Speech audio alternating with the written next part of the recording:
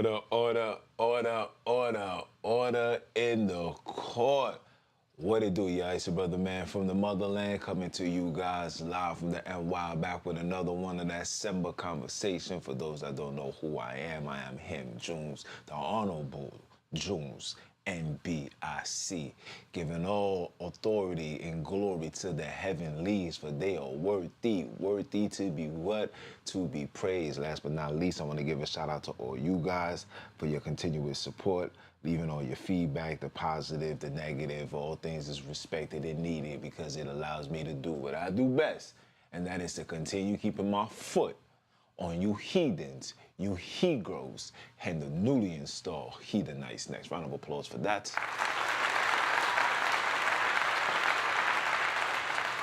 Yeah, man. Man. Another one bites the dust, man. I hope you guys had a phenomenal week. As for me, you know, my week's been cool. A lot of you guys know that I lost a close brother of mine last week. You know, just processing that and just you know, preparing myself for the funeral services and stuff like that. You know, it's always something harsh and hard to get through, but you know, we get through it, right? There ain't no choice. Death is promised, right? Other than that, man, everything is phenomenal. You know what I'm saying? Can't complain. Beautiful day outside. Definitely might, you know, finish this and go outside and do something. I don't know. But, you know, you got to take full advantage of this weather.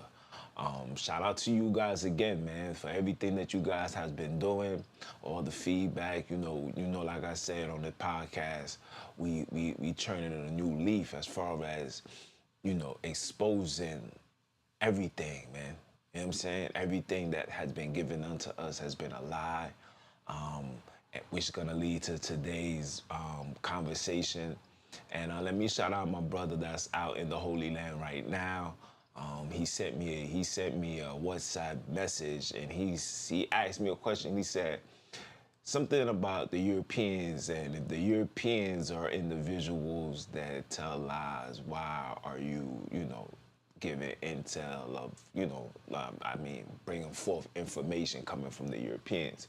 And I kindly just let him know the reason why is because these people got access to things that our people don't. A lot of the ideologies that we as colored people have is based on insertions, right? And there's only a very few people that carry that carries that skill and got those privileges and going into various locations. And because of that, this is why I tend to bring forth, you know, Europeans. And let's just keep it 100. A lot of our people prefer the knowledge and wisdom coming from Europeans than it is coming from somebody like myself. Because when I say it, you know, I'm considered, I don't know what I'm talking about, I'm not in the spirit.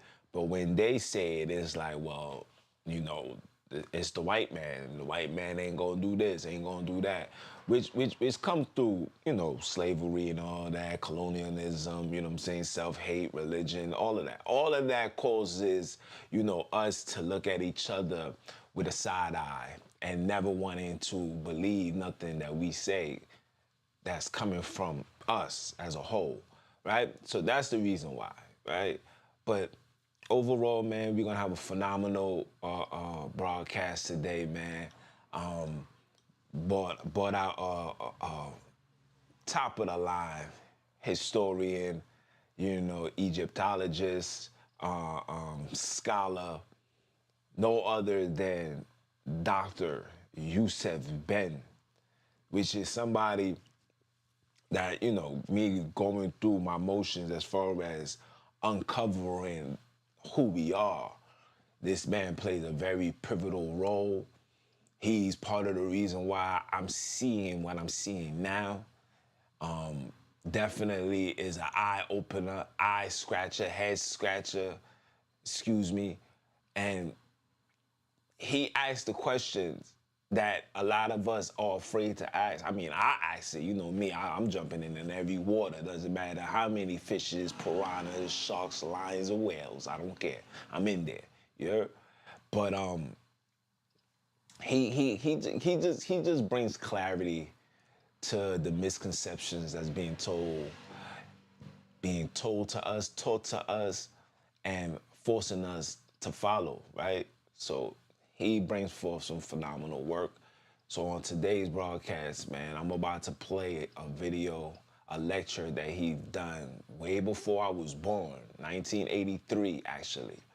But the lecture got such powerful information, and I felt like it was important that I bring this out to you guys so you guys can get a clear understanding and, you know, at the end of the day, apply this to your everyday movement, right? Because a lot of you guys thinking that I'm losing it, right? You guys thinking that I'm stepping away from the creators or I'm bringing forth my own ideologies and stuff. In reality, I'm not. I'm not bringing forth my own ideology. I'm just bringing forth the facts. You guys are seeking truth. You're not gonna find truth because there's no truth on this earth. You understand? Everything that you see around you is a lie, okay? It's the lies that's running the world. And because you're seeking truth is the reason why you're sitting still, right? So the objective is to bring the facts. So everything is just facts. Facts over feelings, facts over emotions, facts over cap, however you want it. We just want the facts. Bring the facts. We're going to digest the facts, process the facts, take the facts, and move forward with the facts so we can get ourselves back, our land back, our children back, our women back, our men back. We just want our stuff back. You understand? So this is why we're only desiring the facts, okay?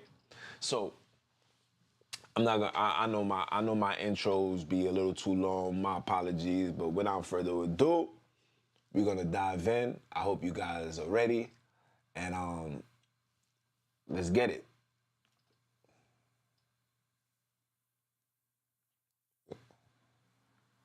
What's going on here? Why did I let me move? Where did the story of Jesus start? It started 4,100 years before Jesus. It started with the... So he's coming off the rip. Oh, let me just throw this out there too.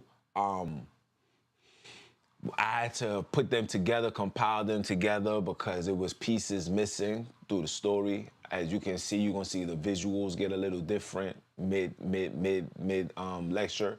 So just giving you guys a heads up.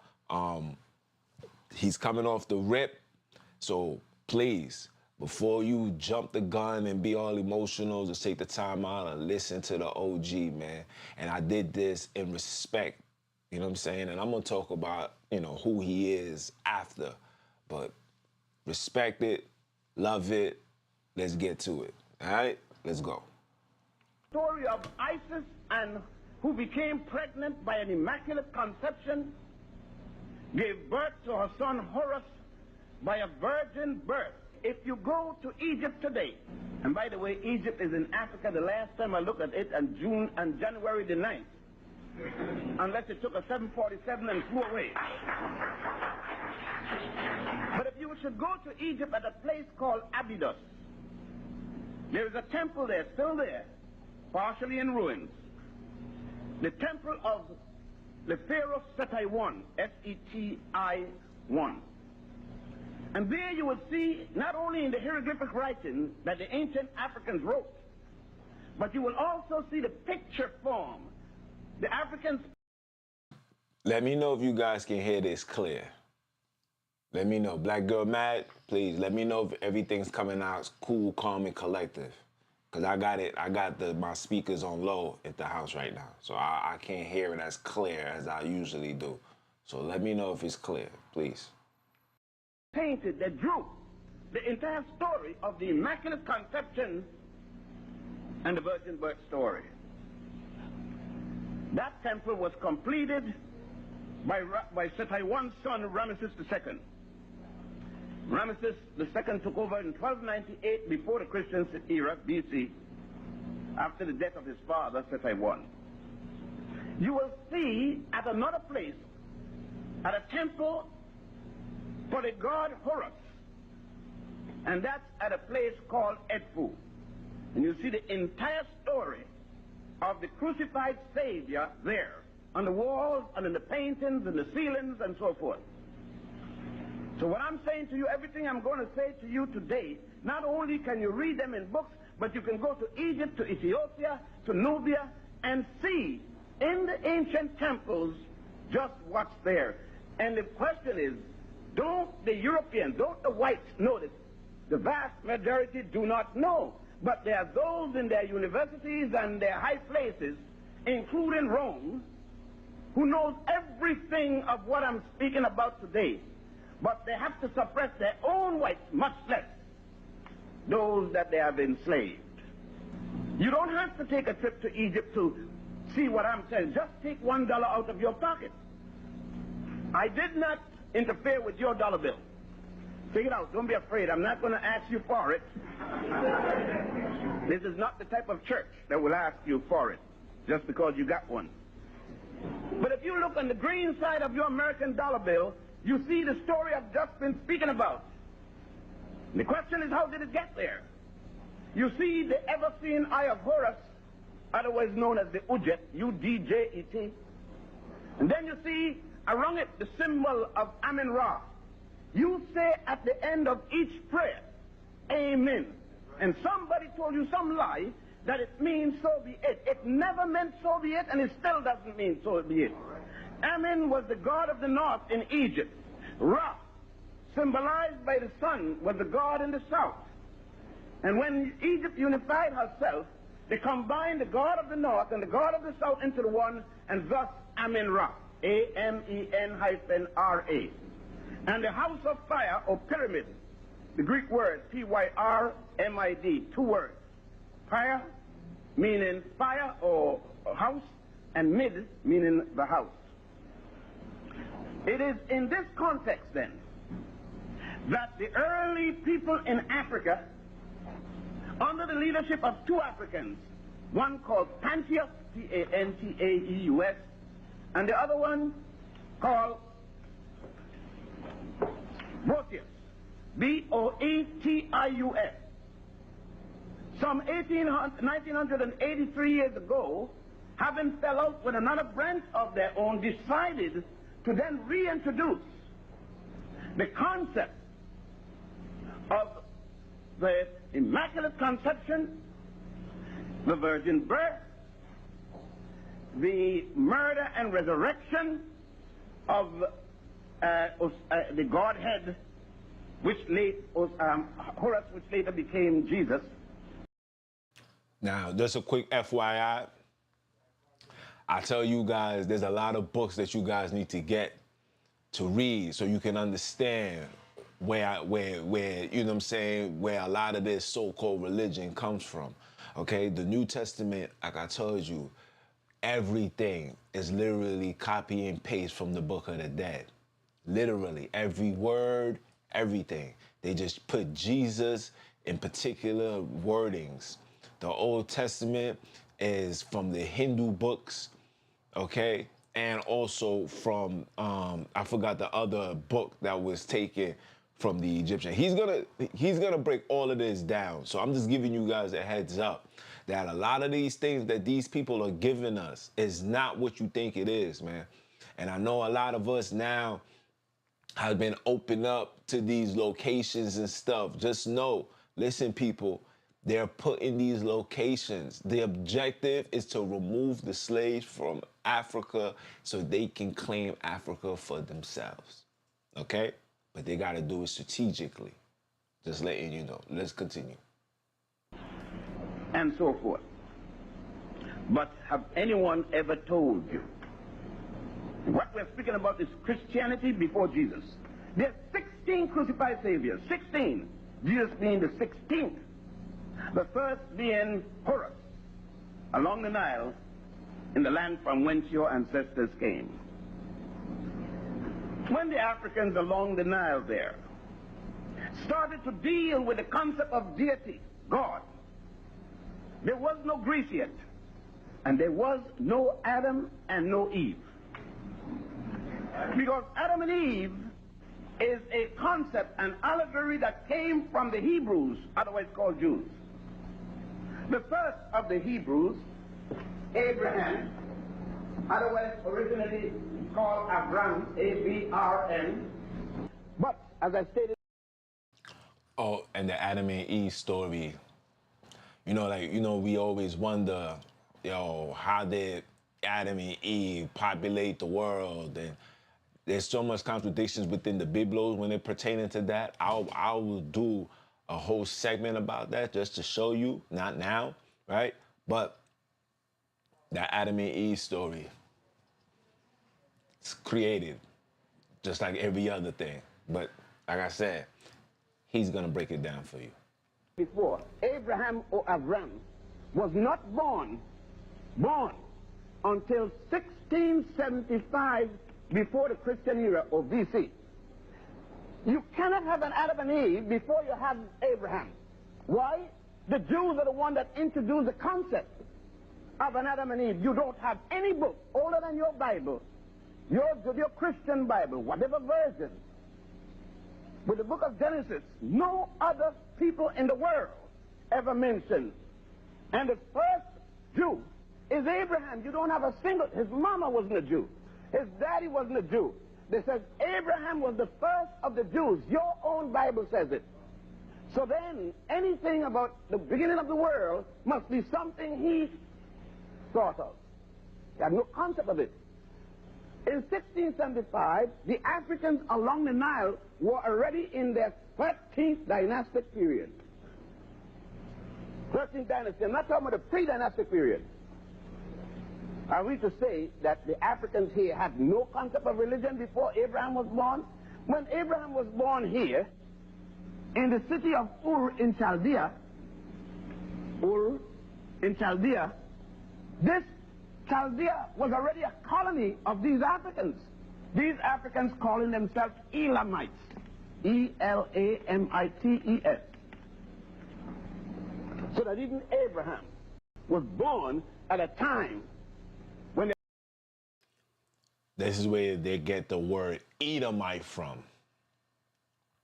Okay? Elamites is where they get Edomite from. I'm just giving you guys, I'm pause, cut in from time to time, but I'm letting you guys know exactly what's going on.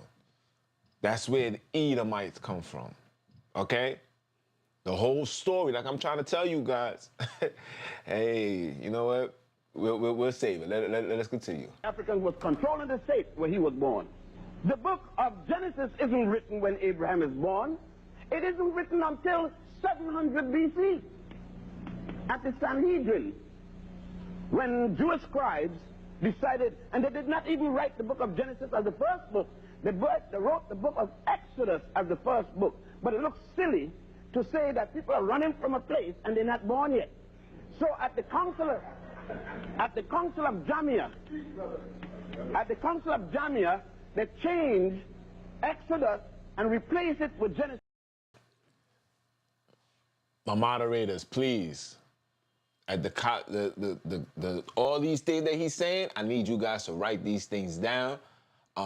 Like Girl Magic, text me all of it. Both of you guys, just text me it, because we're gonna dive into that too. Yeah, we diving into all of that. So please catch everything. You guys be catching it faster than I do. My 50 trillion things running through my mind. But when you get it, please send it. The same thing that did with Luke and Matthew. Luke was the first book in the Christian Bible, but it looks silly talking about to a woman a child will be born in the first book, and in the second book to a virgin a child will be born. So they have to switch these two. They've been switching all over the place. But it's not been new. But what was the switching? The switching was to remove a certain people from here. A people called Africans. Your people and mine. And it came about in the year 325 AD. When a Roman emperor, Rome, right here, by the name of Constantine,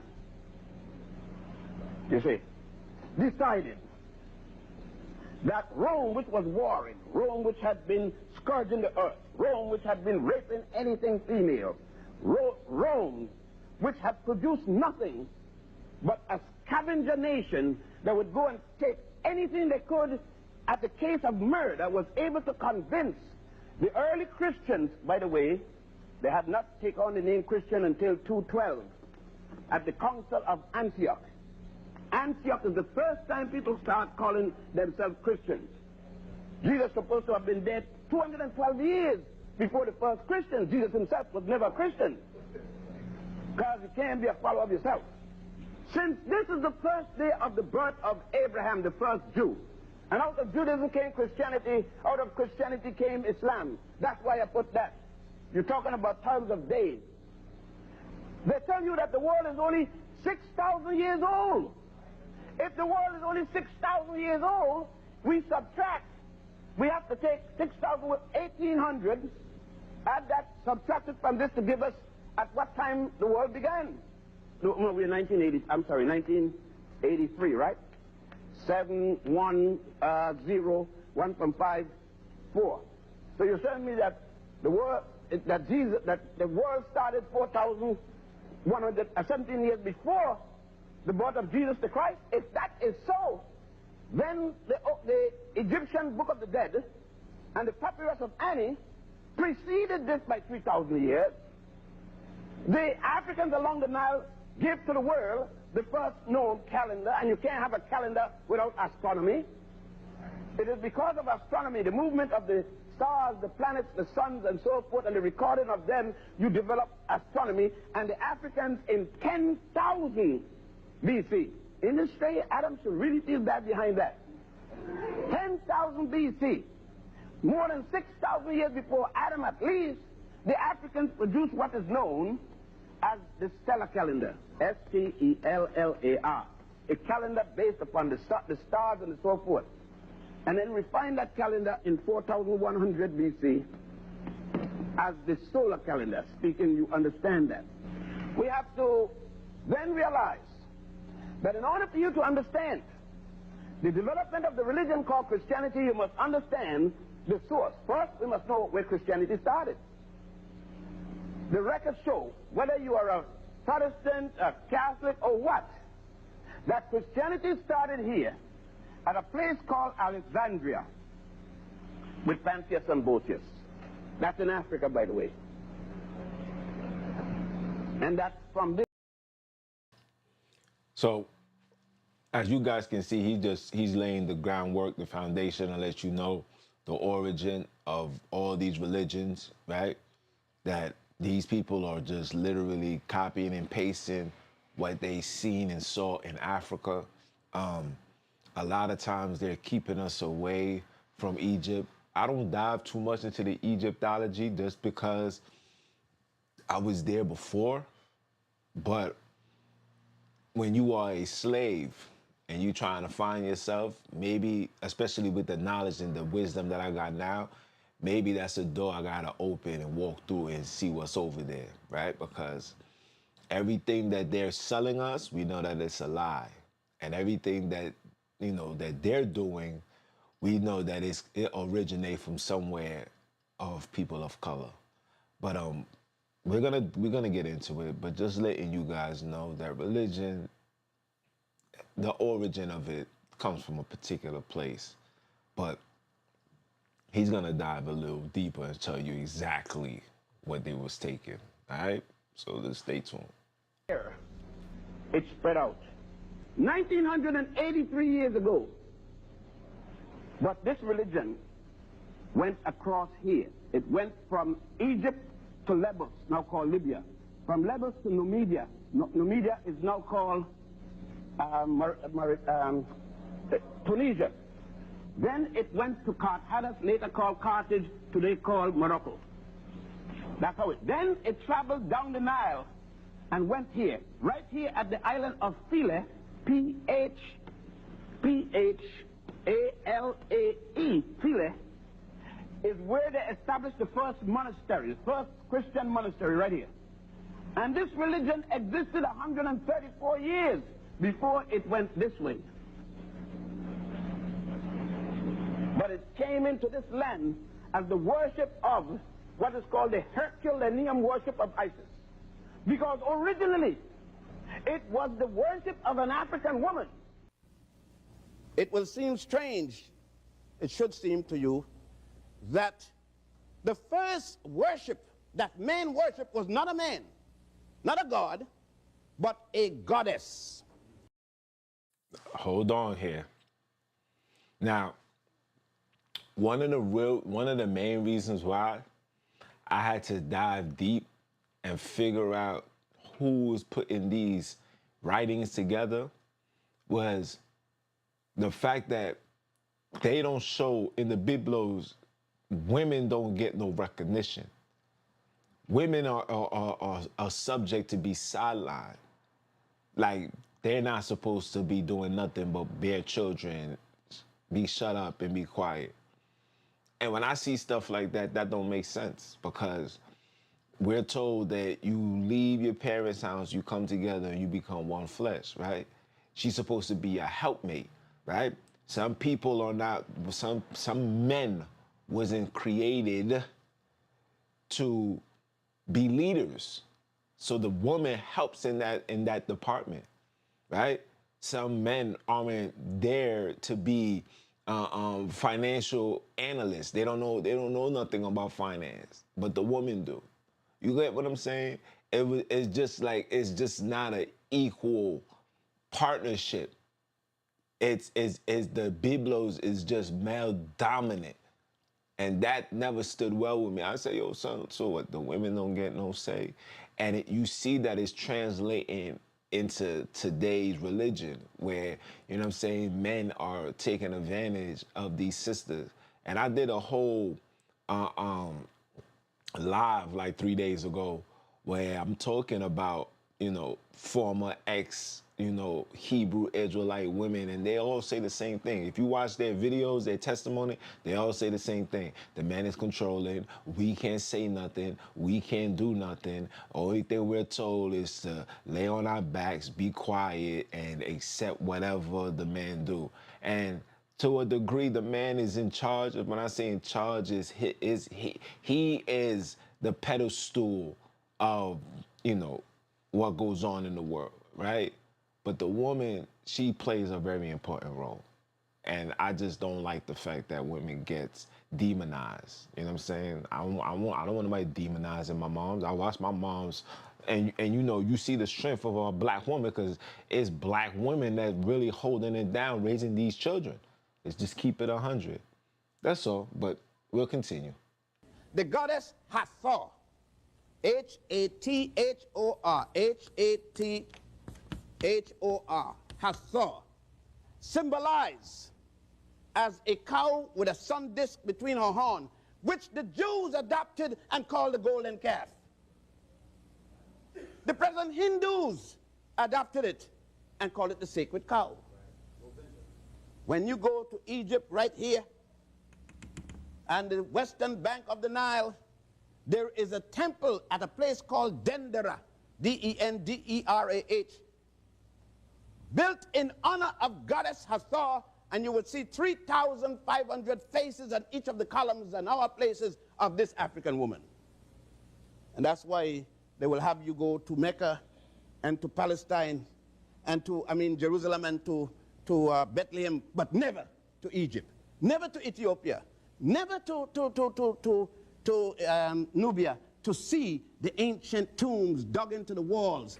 When I say a tomb, this building is less than a quarter the size of the average tomb. I'm not talking about an 8x5 things, where all the records are there.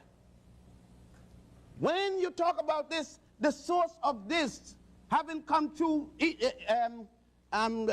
Judaism, but where did Judaism get its belief source? When Abraham's supposed to have come from here with his 18-year-old daughter at 80 years of age, obviously he didn't mess with that girl once.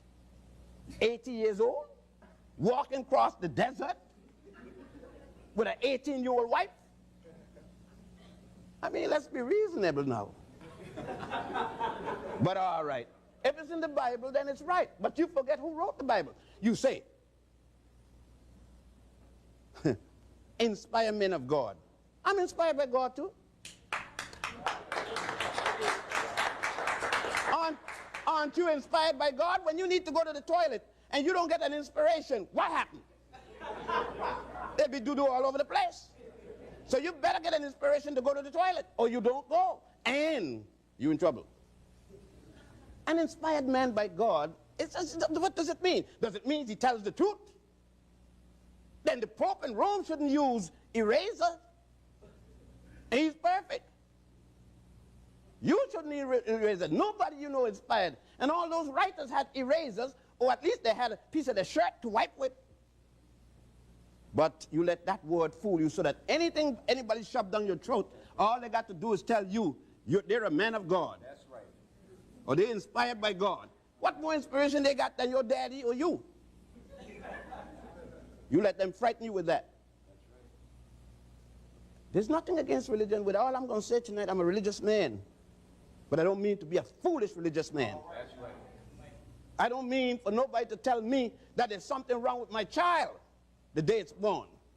I don't mean for anybody to tell me that when the story of Adam and Eve, bad, good, or indifferent, that sex is bad. If it is, how come you here? Then all of you bad. Ain't one in here isn't the result of sexual intercourse. If you don't understand it, I'll give you another word for it.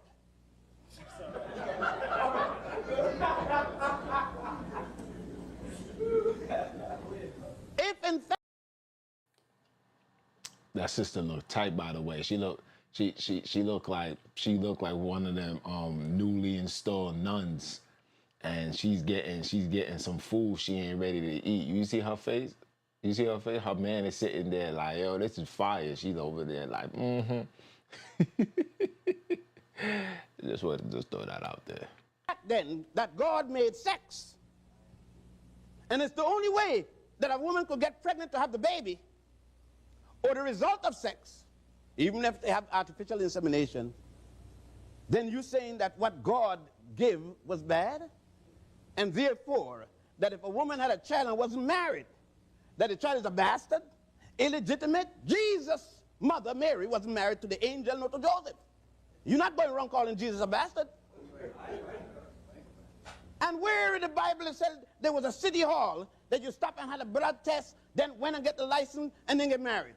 Your Bible said, and God made two people, a man and a woman, and sent them out to multiply. He didn't send them to do 2 times 2 equals 4. Send them out to get sex and have babies. That's what he sent them to do.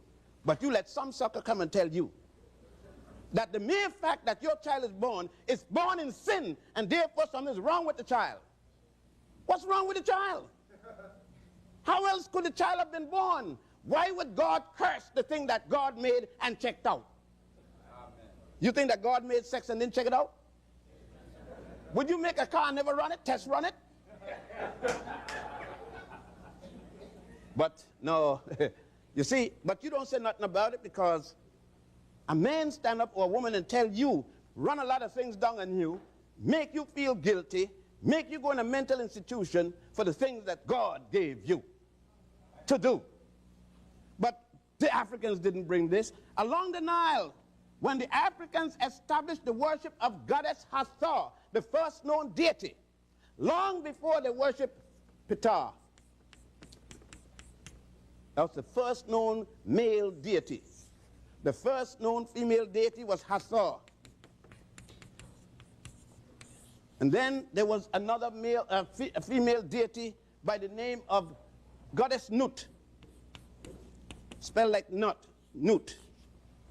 In this here, in most of the pyramids, most of the temples and most of the tombs that you see, especially at a place called today Luxor. The Greeks originally called it Thebes, but the indigenous Africans for the first time call it Wa'at, W-A'-A-T. There on the ceilings of the tombs, you see the body of this woman, this African woman, with stars and moons and everything symbolizing the outer space, the heavens. And one side, her head comes down, and on the other side, the legs come down. And then you see the god Geb, G-E-B, Geb, on kneeling on one knee and holding her. Listen to this. At the two columns of heaven, one hand on the vagina and the other on her breast, the two columns of heaven. That's where heaven was, and that's where heaven still is.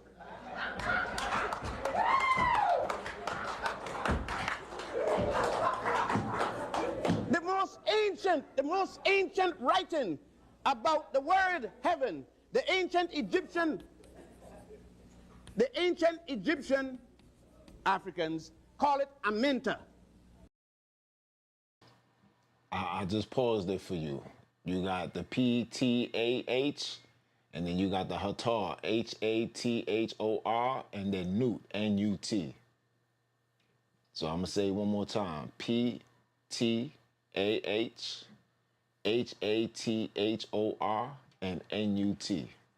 Okay? All right. I'm going to continue now. The opposite of that they call Abydos in the hieratic writing. But when this was thousands of years, there was no Adam and Eve story yet. There was no Jew yet. There was, of course, no Greece yet. We don't have Greece. Doesn't come in history until 833 BC, when Homer wrote the Iliad and the Odyssey. And Homer said that even the gods of Greece, the gods of Europe, the two first gods, Zeus and Apollo, came from Ethiopia. Go read. You're in college, and I'm sure that you have to read the Iliad and the Odyssey. And you come up with your PhDs, and you were in your fraternities and your sororities, and you don't know none of this. And your Greeks, your Akabapa, Bapa, Dapa, Lapa, Vapa, and all of that. And you know nothing about yourself. Your Greeks, freaks, everything else. But know nothing about yourself. You're proud of everybody who learned from you, but not of yourself.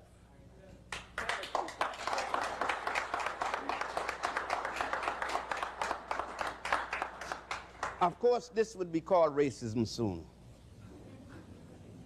Yet I haven't said that anybody inferior or superior. All I'm dealing with me. I have no time to deal with other folks to be racist, because there's so much of me that I need to deal with that have been so long neglected that I don't have time. Man, I will be teaching another 2,000 years and don't start yet. The point is, if you knew this, then you will not be kneeling in, sitting in, busing your child from West Hell to no hell. Your child going to the white neighborhood, but never a white child coming to your neighborhood. Isn't it strange? You busing to where? You prove that you're inferior, because you bus your child to the white neighborhood, but never does the white people bus their child to your neighborhood. And you know this was in 1983. They're all in the neighborhoods now. All in your space, all in your picnics, all in your refrigerator, all in your barbecues. They in everything. You know what I'm saying? And which was also a planned tactic. But you'll see. Let us continue. And now you're begging for a day. You're going to Washington to beg for a day to take off in honor of King. You see?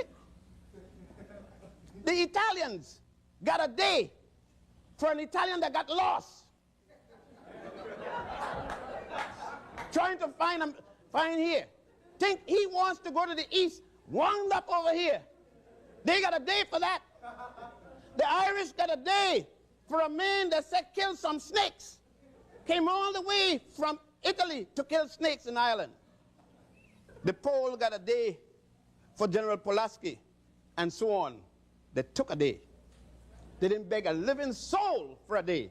They took the day. You got to be on your damn knee all the time begging. Take the day.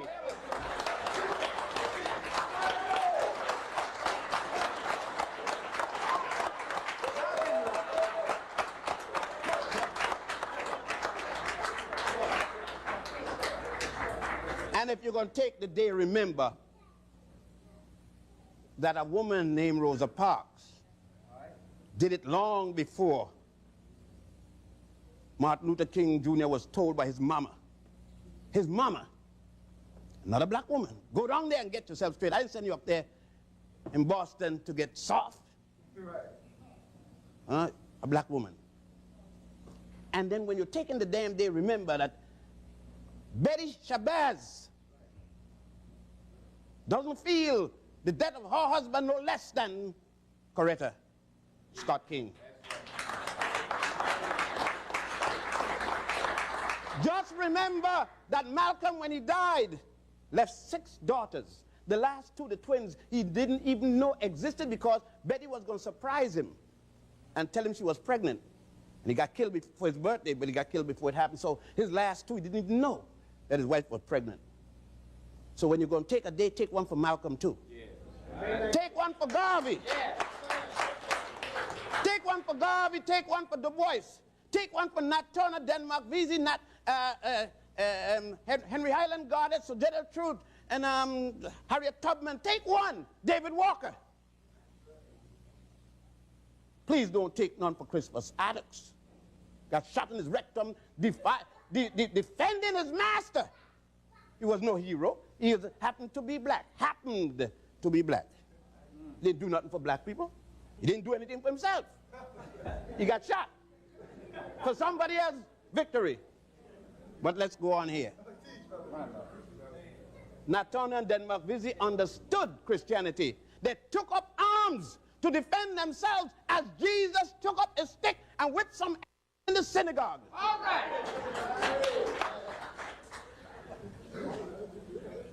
Yeah. And in the book, How to Make a Negro a Christian, one of the main things why they created theologians was because of what Nat Turner did. See, the story that these people tell you that, you know, we was already established in Christianity, that is a lie. When we came into the shores of America and the West Indies and whatever, we didn't know nothing about that. We still was in our African ways. It'll tell you, when you read that book, it will tell you, right? We were still in our African ways. We was being penalized, right? We was being penalized. Now, listen. You was being penalized. You would have got beaten to death, stoned to death, fed to dogs if you was caught speaking your language, okay? If you was caught speaking your language, you would have got penalized. Like this reconstruction of the black race, of the beautiful skinned people, this thing goes so far back, man. These people came into your land in 1392, man. This is when they brought Christianity to Africa, 1392, and they brought it by force. Now, all of this, it was subtlety. No, they came off the gate by force. Just like Christopher Columbus came into the West and brought Christianity by force. There wasn't an agenda by the Roman Catholics, right? I don't know if you guys know the story about Hannibal. Hannibal was a black man. What they don't tell you is that he was also a very spiritual man. And they see what Hannibal and his men was able to do. When Hannibal died, right, they came upon themselves. They said, in order for us to have complete control of the world, especially the Bantus, the Alkebulan people, we have to make them reject and no longer accept their culture. I'm not going to say religion, because religion came from them. When you read the Leopold letter, it tells you that. This is what the New Testament, that's what the Old Testament was for. I don't know if you guys are very aware, but let me break it down for you. The Old Testament was created, you understand, to justify and to proclaim genocide upon black people. The Pope made the brothers read that to get to where they was at, to justify you being captured, to justify saying, God told me to bring forth this doctrine, this good news to you, that you are savages, and if you don't accept Jesus as your Lord and Savior, you will be killed. This is where the notion of being born again comes from. Yeah. You're killing what you used to do and accepting this new ideology. Okay? This is why we're lost till this very moment. Even if you're calling on the Creator's names, you're still lost because you have not tossed away the number one tool, and that's the religion, coming straight out of the what? The Biblos. Let us continue. This European Jesus that you teach up on the wall, that no Jesus. Man, ain't nobody from this part of the world coming here, whip in the synagogue, that's going to act like that and tell you to be moderate. But then again, there's some people with special interests, and their interests may not be necessarily your interests. That's right. Listen. There was a thing that said that those who call Lord, Lord, Lord, Father, but then, Simon Peter, you can be the first guy. Hallowing all the days my name, but who going to betray me? That was, I hope that be a little warning. But all along the Nile here, when Abraham was born, what did the Jews have? Nothing? Goat, sheep herder. They came in here, and they met what? They met cities. They met an educational system here called the mystery system. They met medical practice, science, law, engineering. There is no Greece yet, there's no Rome, there is no Europe in history. When these Africans under Sesostris III changed the flow of this river this way to stop the inundation period. And now you're talking about you're afraid of mathematics and science, that black people don't do well in mathematics and science is only when we're singing. But even that we don't do anymore. We don't sing the African spirituals, which we misname the Negro spirituals. We sing songs from Wales and Scotland. One of the songs that get me so damn sick is the other day I went in the church and hear black people singing, "Make me whiter than snow, oh Lord." I'm washed in the blood. God, and it's a sad thing for black people to think that they're going to wash in red blood. Which is also a Masonic ritual that they interjected. Yes. The Masonries, the Freemasons, King James was a Mason, just to let you guys know that. He was a Luciferian one. He was part of the Scottish Rite. In order for you to be down with the Scottish Rite, you gotta be white. All that he was a black man, it's a lie. You guys gotta kill this lie because think about this. If he's a black man, right? And everybody's pushing that he's a black man, why isn't there any black images of his parents? They were prestige. If they got a picture of him, I'm sure they got a picture of them. Why you can't find that? Because it never existed. A lot of us, and I'm talking mainly to the slaves, and the mass majority of our ideologies is insertions and things that we put in our minds to believe and force other people to accept to believe. That's just what it is. The whole Hebrew stuff is a lie. If it was so, we would be speaking Hebrew. I'm watching, you know, this is what I do on my Friday nights. I like to listen to the lectures and stuff like that. And I'm watching people in Africa speaking and sounding exactly identical to the people that's out of Haiti, but I thought we lost our tongue. I thought we lost our way.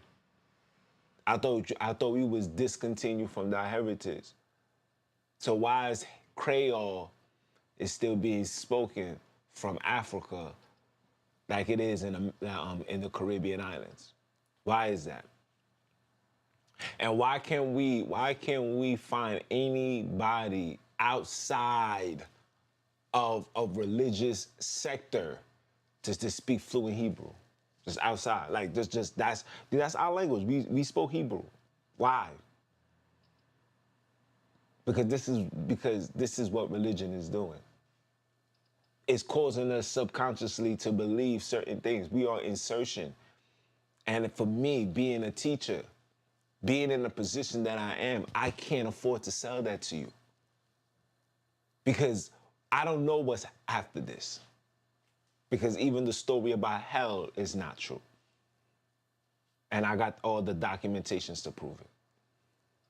But I don't know what's after this. But what I do know, while you are alive and present, the Creator's brought your soul onto my path.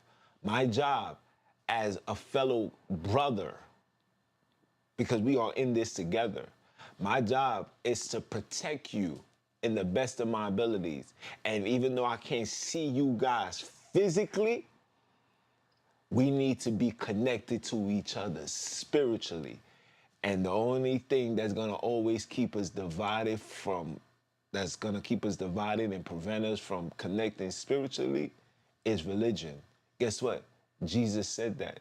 He said, I'm going to come with a sword and divide the whole house. He said that. Mothers from daughters, fathers from sons, homies from phonies, real and the clonies. He said that. And for me, all you gotta do is tell me one time and I get it. Now I gotta observe you differently. But I just want to just throw that out there. Black as they are, and then become white as snow. Sickness. Gotta be sick. And you see nothing wrong with singing that song. And singing it loud, very loud, to the top of your voice. And then you got an aria. The big song for the day. Sisters going there belching out. Black people sitting down can't find a single song by a single black person to sing. Wedding going on. Your most precious daughter is coming down the aisle with a most precious young man. And you can't find a song by a black person to sing at a black wedding, in a black community, with a black minister, a black congregation. What's wrong with you? That's right. But And that's what religion is doing, people. This is what religion is doing. Religion is making you hate being who you are, who you were genetically born to be. And through traumas, slavery, misery, suffering, we have accepted this culture that is a vulture unto who we are. It's destroying us. You wondering why? You want to know why you sick? You want to know why you getting all these ailments? It's because you're following the ways of people that was not supposed to be followed. You are a leader, not a follower. We eat different, we talk different. Listen, the only similarities, between us and every other nation, and I'm speaking those that's pale skin, the difference between them, the only similarities between them and us is the fact that we can talk and we can walk. Everything else outside of that, we are totally different. Just so you know. Let us continue. Mad with me for telling you. Come on, Terry.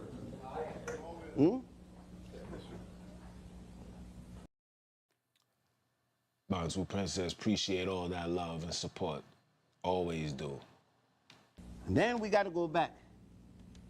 When the Africans here wrote the negative confessions, 42 laws called negative, N-E-G-A-T-I-V-E confessions, C-O-N-F-E-S-S-I-O-N-S.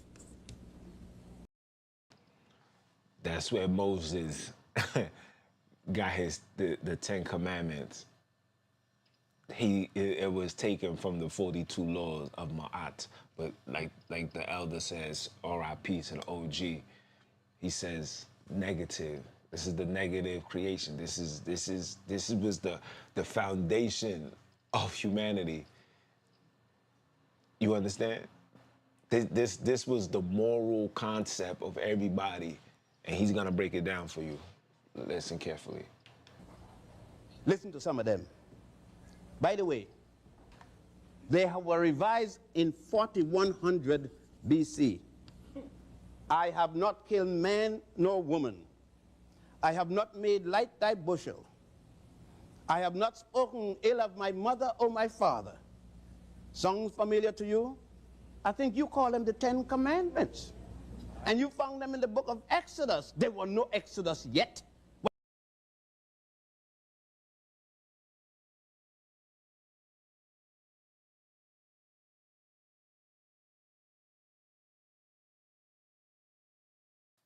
You have to bang the gavel, people.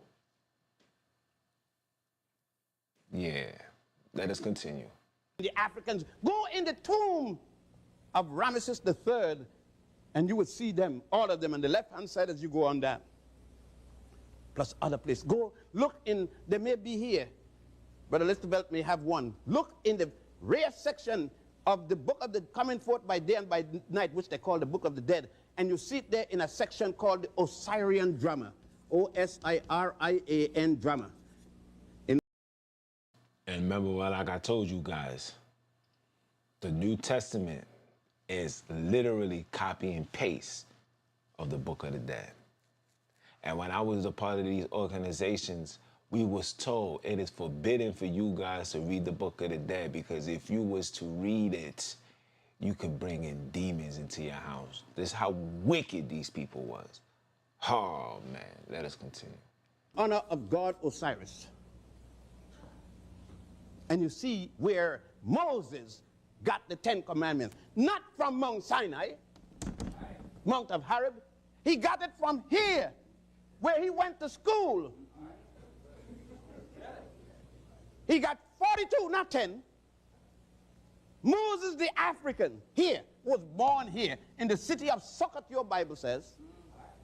How in the world, if you were born right here in Columbia, South Carolina, is it possible for you to go to kindergarten, from kindergarten to college, postgrad, your bachelor's, your master's, your doctorate, your postdoctorate, and never heard of the United States Constitution? Is it possible for Moses to have been born here and for 80 years went to the school system, became an officer of the government, and never heard of the basic fundamental laws of the society, the negative confession? No. But how come you don't hear it from the pulpit? That's right. How come nobody from the pulpit tell you, let's go to the Holy Land? Here it is, 11.3 million square miles of Holy Land. The continent of Africa. Because you had too many Tarzan and Jane. Too many Jeffersons and whatnot. You see? But then if you deal with this, you deal with your own heritage. You forget that the present Pope in Rome is going back to Poland to worship at the feet. This is his own words. And it must be good because white man said it. He said, I am going back to what? Worship at the feet of the black Madonna and child. Where is the black Madonna and child? There she is sitting in the audience. There she is. Any black woman out there with a child is a black Madonna. Embrace yourself, sisters. Love yourself. Yes, I'm a male and I'm important, but I ain't nothing without you, just like you ain't nothing without me. We are one, okay? And there's not gonna be no book that's gonna discourage you, that's just gonna discredit you, that's gonna make you feel like you ain't nothing more than just a servant. You're more than that. When you read these books, like the sister just put up, when you read these books, you will see your power, your importance. You will see not all of this fugazi, foolish, run around nonsense that they got us falling and believing to make us feel like we're not important for each other. Nah. The Big Blows is designed to do that, people. I just want to throw that out there. But no, how could it be a black Madonna when you beat her like a drum? You walk off and desert her with her baby child. You You deserter, when you get $1, as soon as you could throw a basketball knee-high to a grasshopper and run across the airport at Hertz with a suitcase and call yourself Herschel Walker. You can't find her no more. When you garrote behind the trees and in the backyards and in the alleys, she's a good black Madonna, but as soon as you get a buck or a name or you hit the numbers, then you can't get her because you want somebody commensurate with your dignity on stalkers.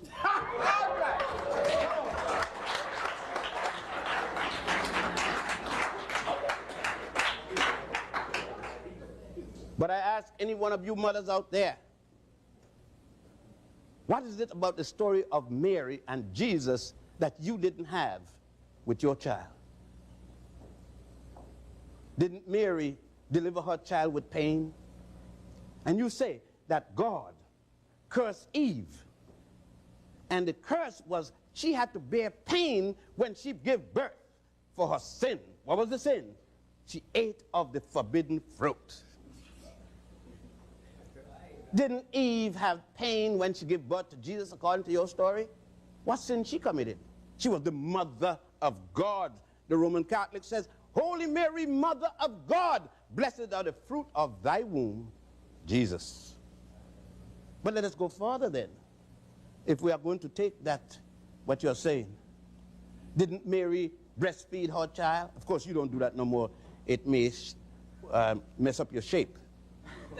And your man nursing and you don't mess up your shape. He got big jawbone, your little child got gristle, and that mess up your, but the man don't mess it up.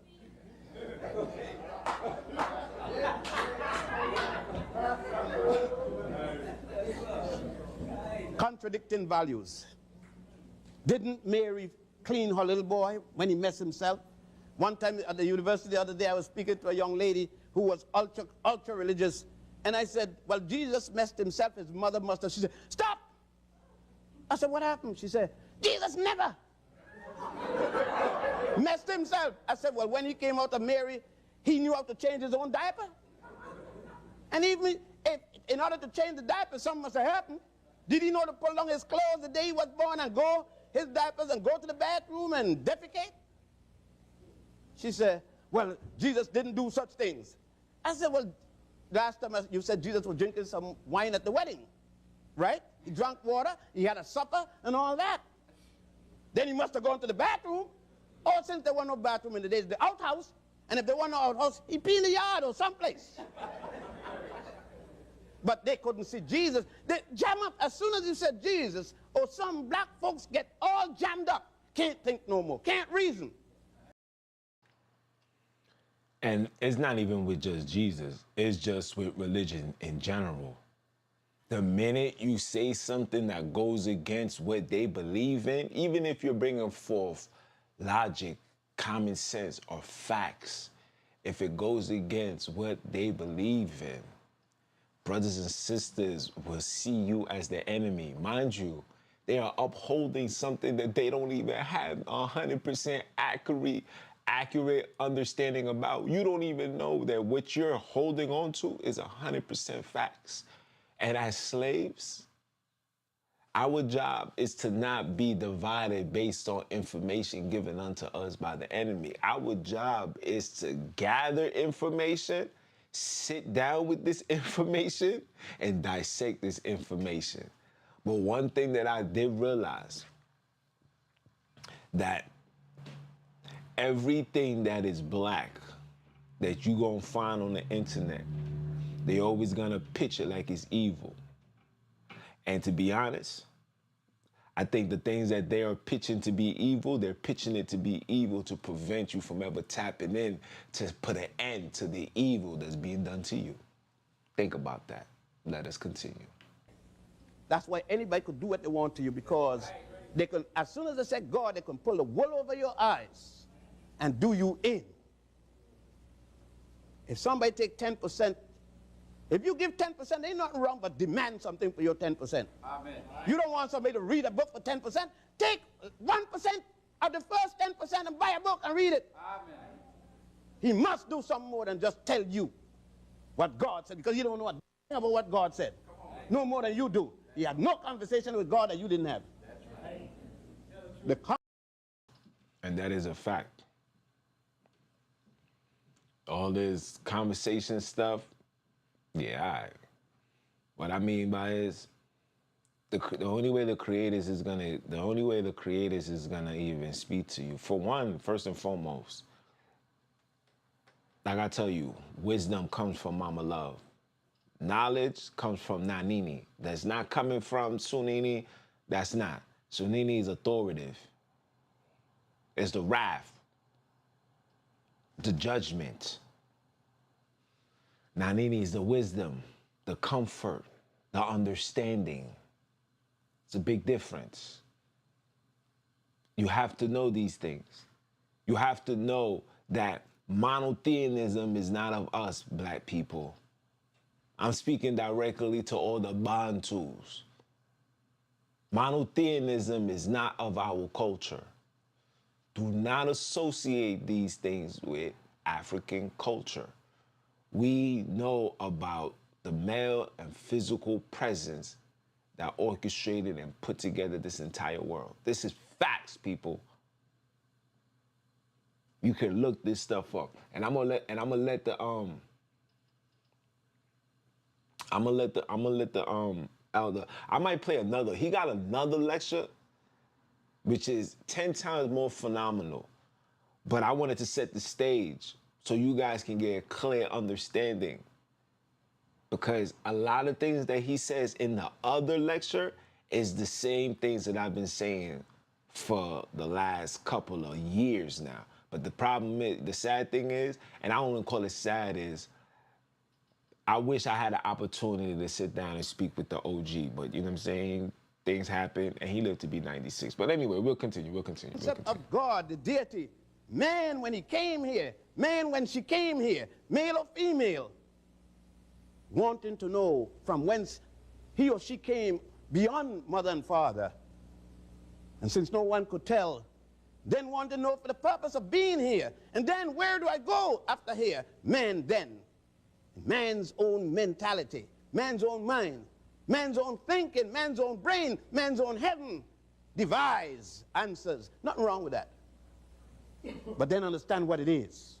No man came down from any Superman, no anything like that, and wrote in a damn thing. This is the ideas of men, both male and female. And until we understand these things, and until we understand the source from it, when it came down the Nile, and these African geniuses who conceived this and wrote their books, before Solomon plagiarized, before he stole the Proverbs from the Pharaoh Amenhotep, A-M-E-N-E-M-E-O-P-E,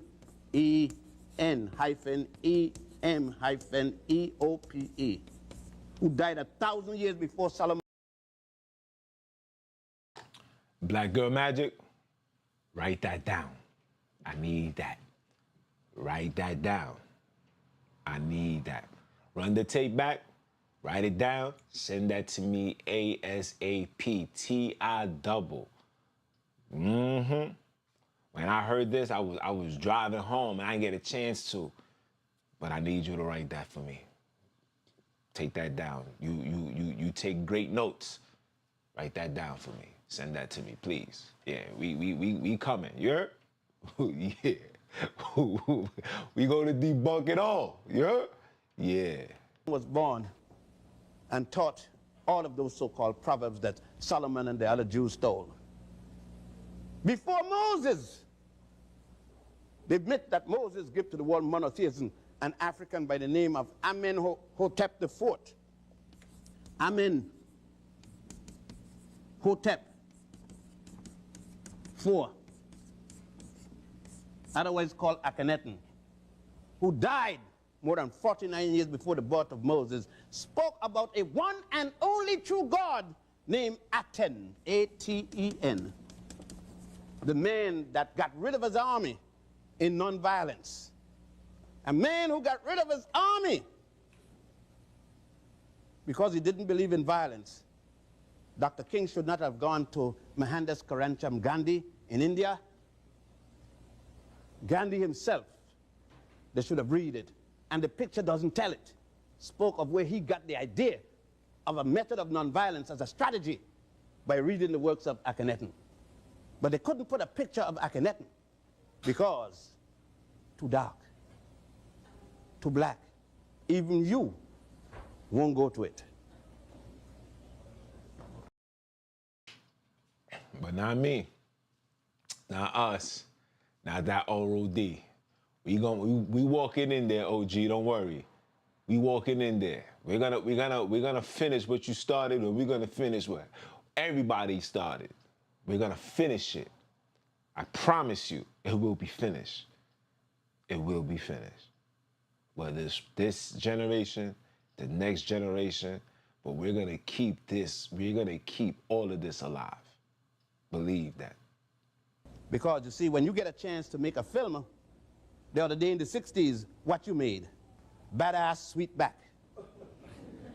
Showing a black woman with her crotch wide open and the cameraman with a telephoto lens deep down in that woman. That's the way you treat the black woman. When you got a chance to make a film, made her a prostitute, and everybody in the film were prostitutes. Then you made another film, Cleopatra Jones, and you had a machine gun inserted to the woman's vagina, shooting bullets. That's how you show your black woman. There's no film on Cleopatra. There's no film on Nzinga. There's no film on Harriet Tubman or Rosa Parks. No film on Makeda, which you call the Queen of Sheba. No film on Hatshepsut. Oh, those names you don't know all, right? But you know all the white names. You know Betsy Ross and all the Rosses. You know, you get what I mean. Virginia Dare and all the little dairies. Huh? But it's, and you never ask. Huh? You never ask the question, how come? All people take their race from their mothers. I hate to disappoint you, brothers. But you know, like the old saying, I am mama's baby. I am daddy's maybe. There's no doubt about who my mommy is. She can't hide that one. To hide it, she had to get rid of me. But as long as she let me come, everybody know. That's mama. And so we inherit from our mamas. But you see, we didn't used to beat them yet. See, nobody had told us that she ugly. Nobody had told us that her natural sweet hair. Lord, it feels so good to run your hand through one of them woolly hair that them sisters got. Sister, keep, if you got a woolly hair, keep it. Don't you put no egg and champagne and beer and cocorico and all that kind of stuff, and then malt liquor, dye, this thing and Miss Clear all. But I know what you're doing it, sis. Don't get mad with me now. I know why you're doing it. You do it because that damn fool don't know how good looking you are without you doing that. He wants you to look European as much as possible, and you doing it. You know what? Tell the sucker if he don't want you the way he is, get lost. No, religion must relate. I am speaking religion. I haven't stopped from it all day. Praying has nothing to do with religion. That's a personal thing. You and your concept of a maker. Religion must be. Religion is the deification of a culture. Of a culture that is not ours. Just not. Just so you know. It's not ours. It's something that they created and forced upon us. Remember, praying is just an option. All that stuff that I told you, we don't pray, we give praise. It's a big difference. Praying came with religion. Praise is something that we do all the time. There's a reason why when you listen to music, you ready to dance and move, and you don't even know why, because it's in your aura. Just like when the wind blows, the trees move. It's in the aura. It's universal law. A lot of you guys don't know this because a lot of you guys are from the indoctrination of Luciferian and the teachers and religion. Okay? Praying and praise, two different things. That's why when you go to Africa, they got ritual songs. They sing their songs and they be like, oh, they got their enchantments. That's the praise that is required to the gods of the people, just so you know. And a people who cherish their culture soon find that culture becoming a religion. A God of love must love me, and then I will love that God. My God cannot be helping the enemy, and then I love that God. So the God that he just said, our God's supposed to be loving us, not aiding and abiding with the enemy for whatever reason it may be. So you go, yeah, so we was disobedient. So we was chosen to be a particular people. I have chosen you amongst all the nations, but because I'm mad at you, I'm going to allow the children to be sold, raped, kidnapped, burnt, fed to alligators. I'ma sit back and I'ma watch. But in the same token, when your Savior was on the scene, your Savior said what? That if you afflict or offend these little children, your life is on the line. Your life is in my hands, judgment, whatever you want to call it. But yet, when we was going through what we was going through, innocent children, it was justified. There was no typhoons, no earthquakes, no hurricanes, no meteors, no flood, nothing. None of these things happened while we was being yoked up, violated, slaughtered, raped, injected with Ebola and all the nonsense, man. Yeah. This is why I'm in my position, because when I tell you things don't add up, it don't make sense, it don't make sense. Because the last time I checked, the word says, I come in the volume of the book. So off the rip, you're supposed to be protecting the children by any means necessary. Yeah, let us continue. Inconsistent with human dignity and reasoning that a God that constantly for 400 years helped my enemy could be my God. I must have a God that helps me. And I will love that God. Otherwise, you're not asking me to be real and to be human, since God is the concept of man. What we are talking about, as I boil down for question and answer period, which we will have later, very good, is to just give you a touch into the concept of religion. And since I spoke of Judaism and Christianity, let me just remind those of you who I did not speak about Islam. It was Hatzad Kubad ibn Rabad, otherwise called Bilal, who started the first part of the Quran.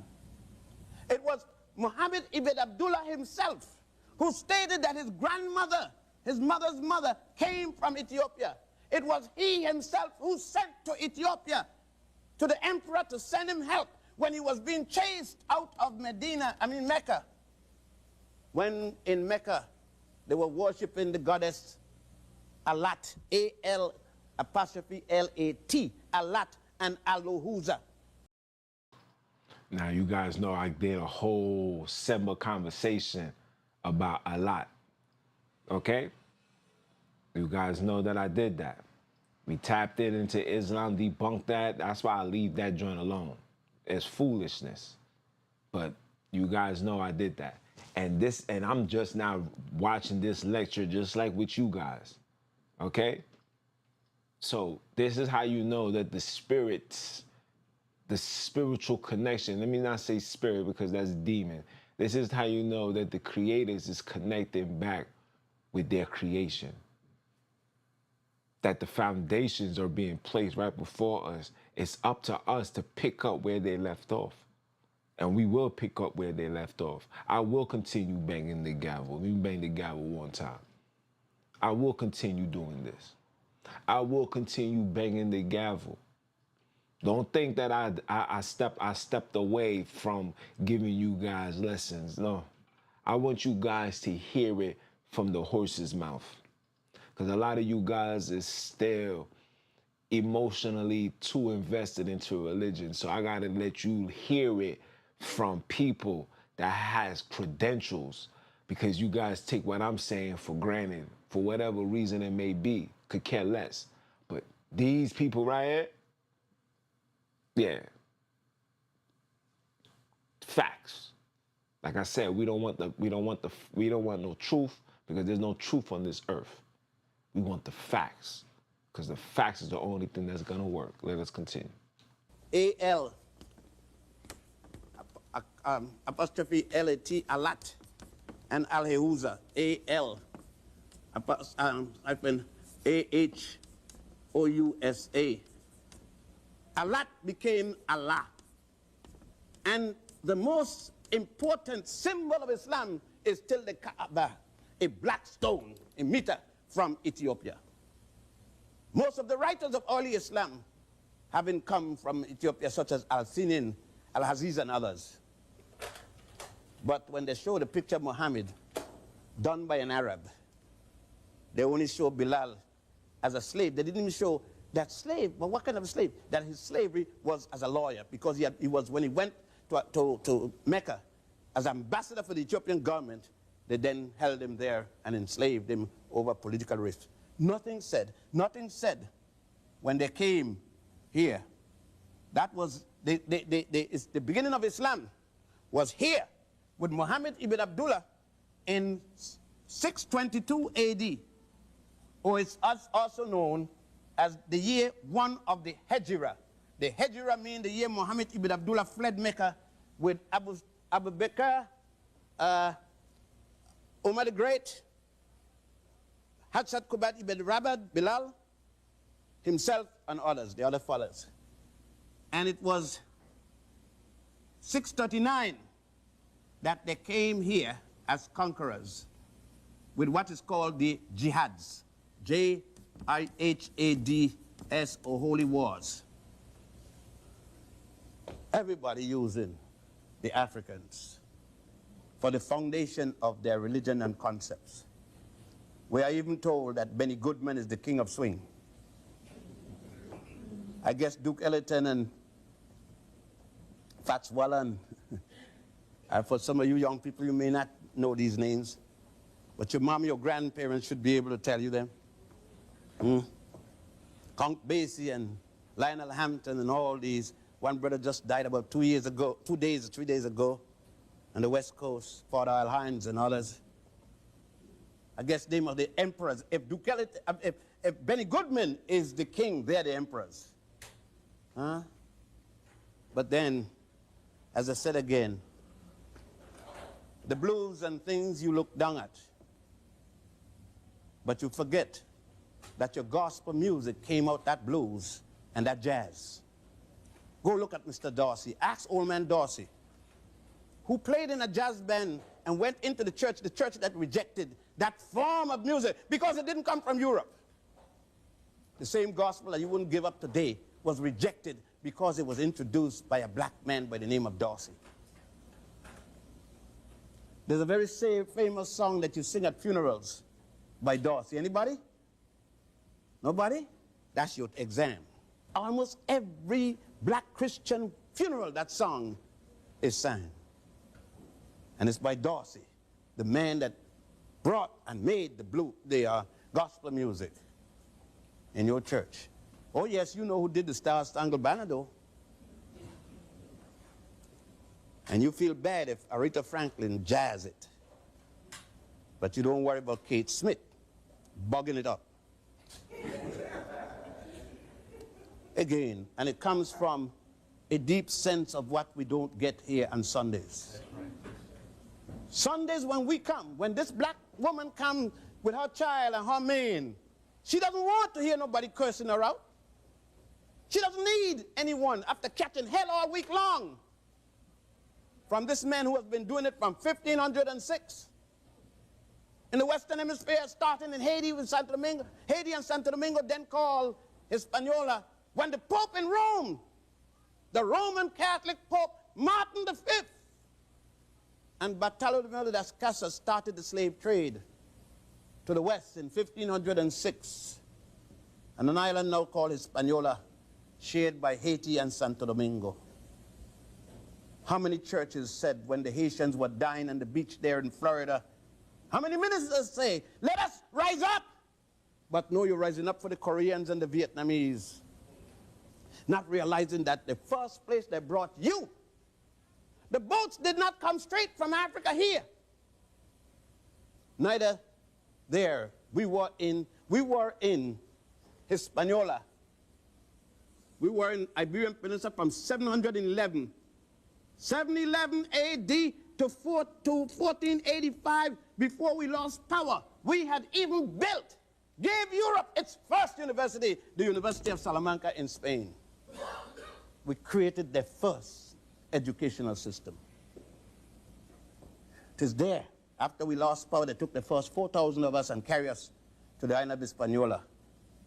1506. It was not until 1619 or 20 that the first group of us came from Barbados to Virginia. And we came as professionals, architects, engineers, lawyer, and 2 doctors, and so forth. I do not know, in closing, what is it you feel sad about? With a history like this behind you, how could you be sad? But I know, you gotta be sad. You didn't know it. And I've just touched the first line of the first sentence of 1 billion sentences to talk about you. First line of 1 billion sentences. This is how deep this rabbit hole goes, guys.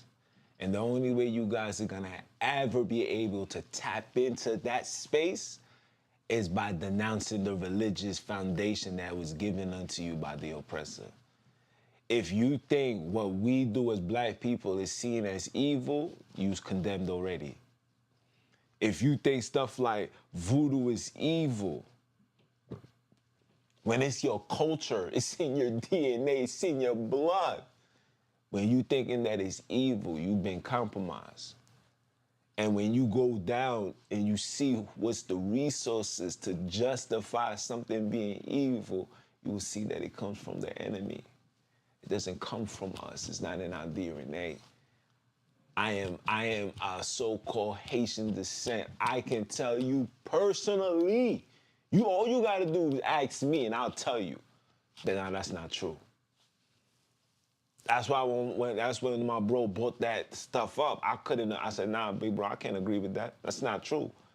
And then you're telling me stuff that's being written by Europeans. It's not true. I lived around this my entire life. That's not true.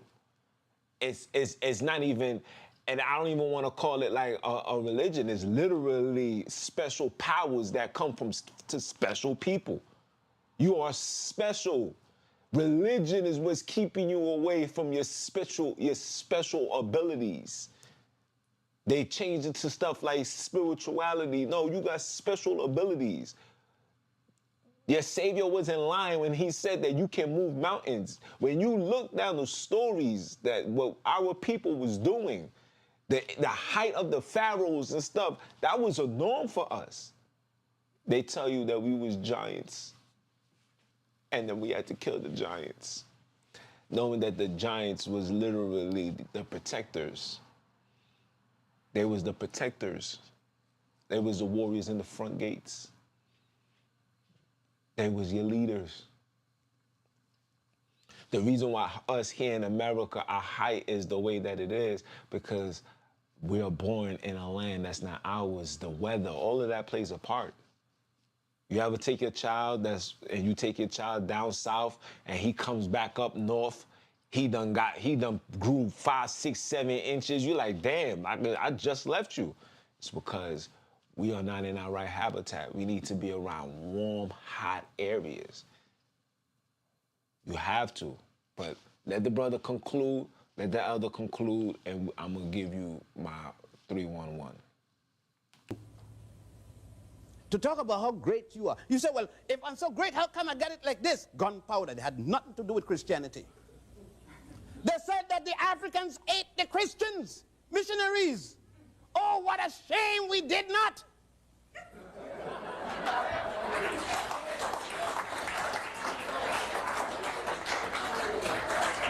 But let me tell you, it is never too late. The man who mistreated us knew what he was doing. Why should we now say, well, after all, he's a child of God? Isn't it strange that when somebody dies, all of a sudden they become good? Beat a woman all day of his life, kick her, starve her, and when he died, instead of she's dead, God, I'm so glad you killed him. I wish I had the chance. The minister tell her to say, well, after all, he's God's child. Don't you beat your bad child? Or have you gotten so modern that you let the child knock the hell out of you and don't want to hurt his ego? Not my children. My children get a whipping, not just a beating, whipping. And their ego is damaged because I want it damaged. I beat them to hurt the ego. So that when he get 18, he doesn't have an idea of messing with me because he know it ain't beating then. He's going to die. If he raise a hand, any animal chastises its young, then why not us? Yes, we cannot go there voting for Wallace. He doesn't suddenly get good because somebody shot him in his back. But there you are. He's reformed. He got good. Lester Maddox got good too. You sold up for a pork chop. Oh, when are we going to learn? But one day, like I say, nothing lasts forever. They didn't believe that the day will ever come when I will be able to get up in front of my people or anybody else and speak like this to each other. They didn't believe the day would ever come that we would again read. They didn't know that we would take up the Bible, which we originally started. They didn't know that the day will come when we did not have a Bible with just 3 pages that says, slave, obey your master, render unto Caesar that which is of the Caesar, and unto the Lord that which is of the Lord. Can you imagine Jesus saying to people, be satisfied with slavery? Now, you know the guy that put that in there had nothing to do with Jesus. No way in the world. A man who violated every rule that he didn't like, that was opposing the people. A man who stick his hand around a woman's neck. Yeah, Jesus put his hand around the sister's neck and said, hey, what's wrong, baby? You said Jesus didn't say that. They said Jesus spoke in the language of the people. What is the language of us? We're not English. He said, hey, baby, what's happening? And he sucked her 2 kisses. Jesus had to kiss her as good as that sister looked. You took away even the sex from Jesus. Can't have no sex. Why? Because you sick about sex. Because sex means something bad to you. So Jesus had to have no sex. Jesus going to make all kind of woman, make all kind of men, but never check out sex because you sick about sex. Because your sick little mind makes sex bad. Nothing wrong with sex. It's wrong with you. If you go around making your body a garbage pail and he go around start to put it in like a cigarette butt, then naturally sex is bad and Jesus couldn't have had it. But if sex was good because your mind treated good, then Jesus could have had it. But you couldn't have Jesus with sex because with your sick little perverted mind, it was of the devil. But God took all the time to make a male reproductive organ, a female reproductive organ, which is better than any switch wristwatch. Intricate, with all the ramifications of reproduction, sperms and ovaries. And then God cursed it. Would go to all that trouble? Go to a gynecologist and ask him the intricacy of a woman's reproductive organs. Go and ask him why, with the mistreatment of brutal men, she has to come there all the time for treatment because of the delicateness of this African woman. And then you take her body and say that she is something less than honorable solely because you have a sick opinion about what sex is. You don't come to any church and let any man stand up here and curse you. If he can't tell you great things and make you feel good, get another place to go to. Let him know, I will not pay you to curse me. I will not get up in front of the congregation and testify that I'm a prostitute because I got pregnant, I wasn't married. No, I have a child like anybody else's child. And for you women that put your daughter out the house because your daughter was pregnant and wasn't married at the time when she needs you most.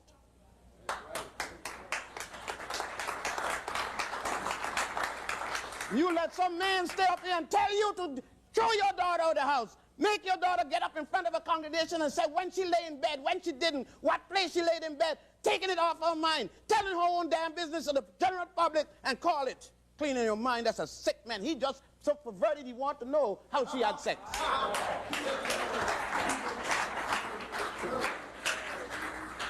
No, my brothers and my sisters, we have gone through enough agony to be organizing ourselves.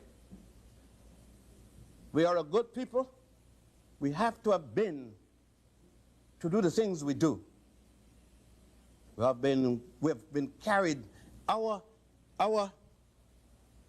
Holocaust is not with an. Our Holocaust doesn't end with a T. It ends with an S. Holocaust. 50 million of us in the southern tip of Africa. Murdered because we were what we were. Over 25 million of us in what was then called Congo. Countless millions more elsewhere. 15 million of us across the Atlantic in what they call a triangular trade, as our women took their newborn and threw them to the sharks, which was they thought was a better life. A mother taking her son as she gave birth, and only sometimes hear the child, never seen it because it was already contracted for. And we are asked to forgive this, even to forget it. And we pray and kneel and say we will never touch a hair in the manner other man who did that to our mothers, our daughters, our sisters. That's right. What kind of men are we? That's right. To stay there and see our women being so molested and mistreated. I mean, that's a question that I ask all the time. What kind of men are we? Yeah, while we gathering all this intel, I ask the question, I say, yo, what are we doing for the sisters? I have sisters that I gotta protect. What are we doing? What's the game plan? What do we do if the grid shuts down? How do we get access to them? Do we just do like every other church and say, yeah, I'm with you, support it, we're gonna do this, and then when things happen or it's already in progress, we say things like, hey man, you guys gotta get yourselves together. You see the religious aspect of that?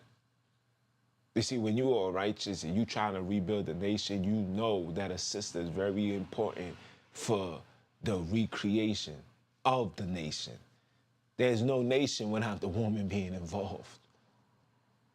And if we have our sisters who's vulnerable, who's alone by themselves in this wicked world,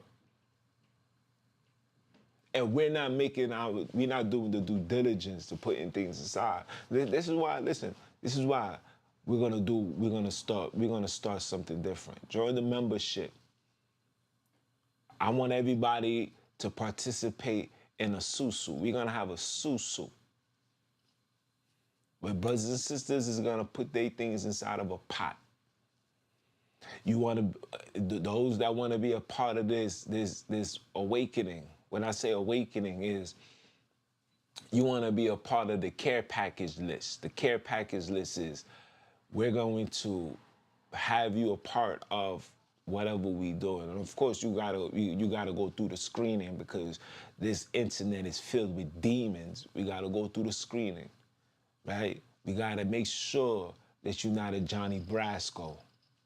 We gotta make sure that you're not here to sabotage or cause some level of conflict where it's going to affect everything that we do in long term. We're gonna create something. I want us to have something put aside for brothers and sisters to take a trip back to the Holy Land. We should be taking trips to the Holy Land. We should not be taking any more trips going to any foolish place on the face of this goddamn earth outside of the Holy Land. If that's the case, nigga, go to Disney World. Go to the nearest amusement park, hoo-ha-ha, Bate Boy head, and then go back to the game plan. We need to have stuff for the sisters so we can travel. So every year, especially like right now, since it's the new year, which is a phenomenal time for us to be there. Need to be there. We need to have care packages. So when things hit the fan and sisters need deodorant, soap, lotion, the whole shebang, they're able to get that. But let me finish. Let me finish this. Let me finish this. My bad, guys. He just hitting on things that when it triggers, I don't know. But let it finish, and please bring Bantu, black girl, bring that up to my attention again so I can elaborate on it even more. But bring it up to my attention, please. Let's continue. And kneel and pray and ask, would you think Jesus would have stood there and let a man do that to Mary? But no, you don't believe in violence. Everybody else does. But you don't. Ask any woman who gave birth to a child if it wasn't violent. Even birth starts violently, and death is. Stop your heart for a moment and see how it feels. It's violent. I say these things in the name of the Father. That's the man and the mother. That's the woman and the child, the Holy Trinity, Daddy, Mama, and me. Thank you. Okay. First of all, I'm glad to have you here. I think you're a great inspiration to us all. My name is Yosef Ben-Jochannan. I'm from Colombia. The question that I had, which would clear up something in my mind and possibly the mind of others. You mentioned earlier that these ideas of man's understanding deities are the ideas of man. My question is, how does that tie in with the Creator? How do you assess the Creator in connection with the ideas of man? If he felt a need to look for a higher deity, is there a Creator in your sense, or is it just in man? There is, when you say there is a Creator using the Judeo-Christian Islamic context, you are speaking about a consciousness, and unfortunately in the West it is placed as a him or he. Everything that I have seen thus far, including the egg comes from a hen, so when the nonsense comes about which came first, the hen or the egg, if somebody show me an egg laying a hen, then I'll ask the question. But why is the Creator, if there's such, a masculine gender rather than a feminine gender, when in fact everything we see being born comes from the feminine quality?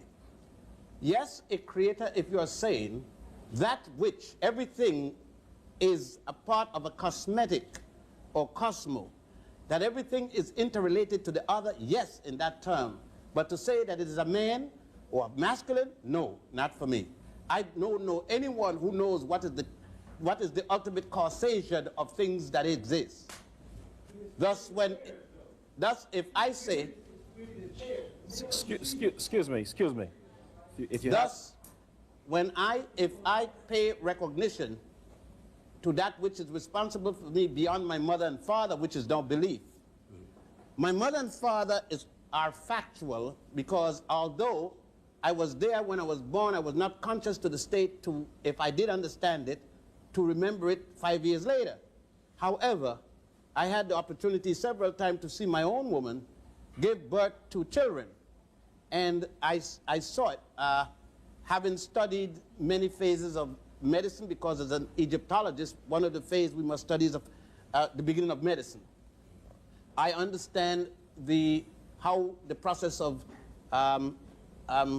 regeneration starts, and I understand the evolutionary process which it goes through, and therefore birth and death. But in understanding all of that, when it comes to origin, it is still a question because I don't know. And I know no one who knows the origin, neither anyone who knows the ultimate causation or death.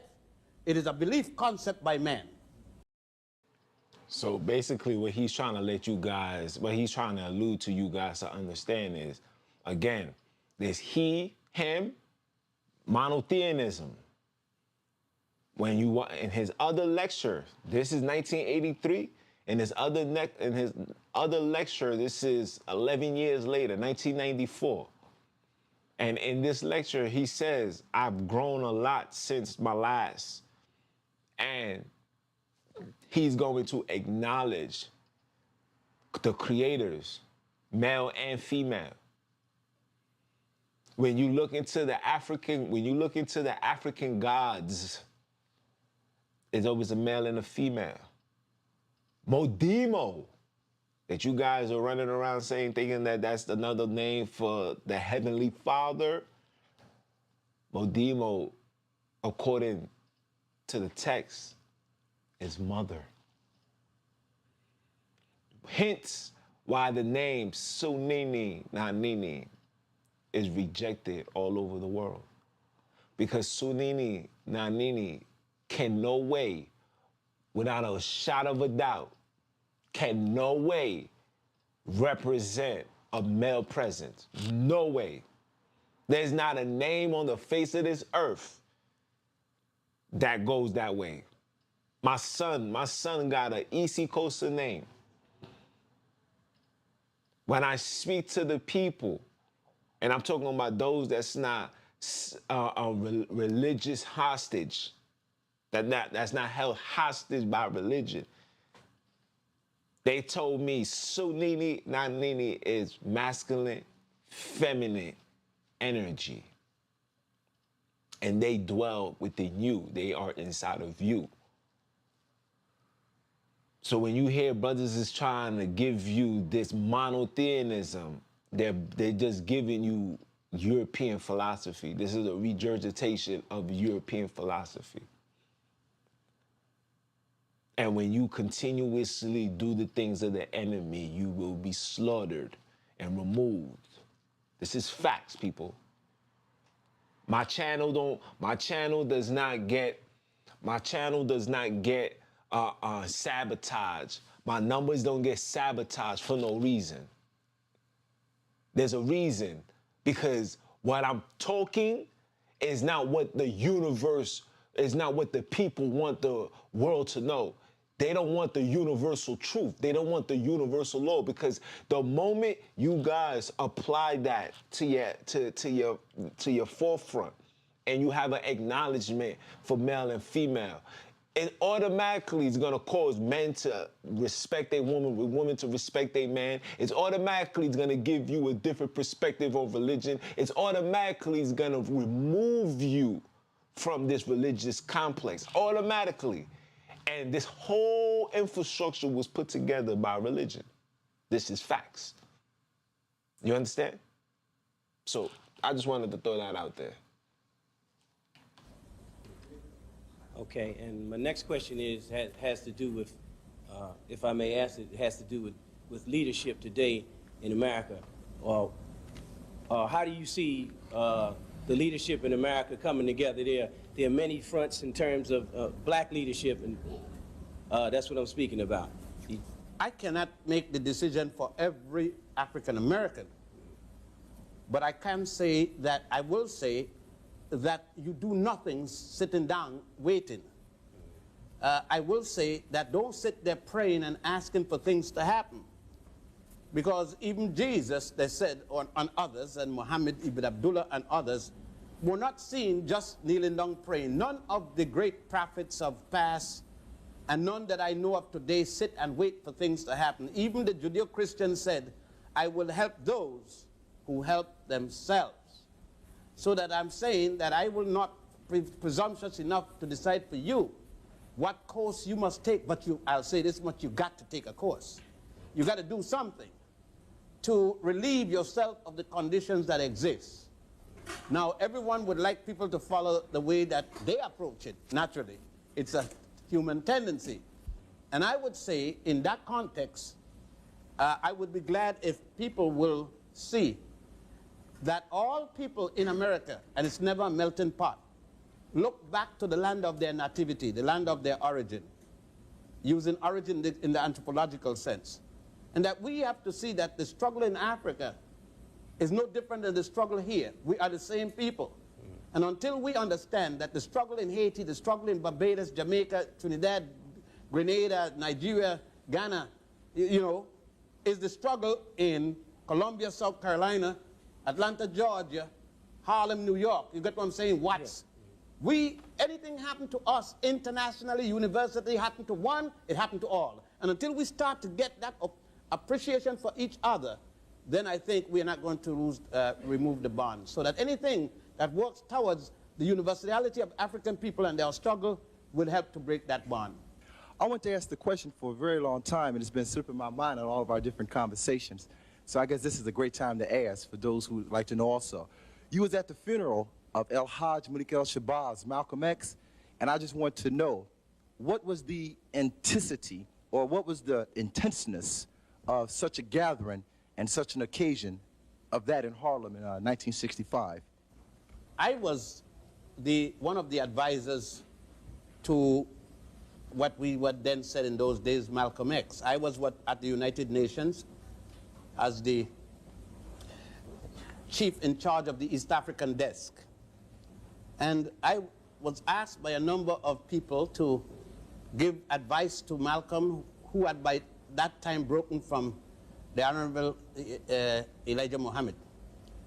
And I volunteered to give advice, and I'm one of those who told him he had to go to Mecca to see that, in fact, Islam has all kinds of different people in it. I did other things in international law in helping him, since law is one of my disciplines. And in Harlem, you've got to remember that Malcolm was known prior to his encounter with the Honorable Elijah Muhammad. He was known on the streets of Harlem, as well as he was known after he came back from the prison in Atlanta. And so that he was, his charisma made him a most popular person in the Harlems of the United States, and the Harlem, New York in particular. I think where his strength and his songboard was in Temple number 7 at 116th Street, 100 West 116th Street. So the death of Malcolm electrified Harlem like nothing else that I've seen. And I've been coming to Harlem back and forth since 1938. No one can, in words, place the incident of that ill-fated day and tell you to enough make you feel mentally what happened. What happened? People in Harlem, some were shocked. Some were crying without control. Some were physically doing things to themselves in disgust and things like that. There was another such thing almost like that, the King affair also struck people very in that kind of context. But in the terms of Malcolm, you see, Malcolm was with the common man. Malcolm was the epitome of what many black women wanted a man to be. I think Ossie Davis said it best in his eulogy when he spoke of the shining black prince. Malcolm had made the black woman even cross line, whether she was a follower of king or not. Realized that it was a man at least saying, I will stand up for my woman regardless. And it seems as if the powers that be made him lucky to have 6 such women, 6 daughters. Of course, none of which he lived to, but the fate, you know, things happen ironically.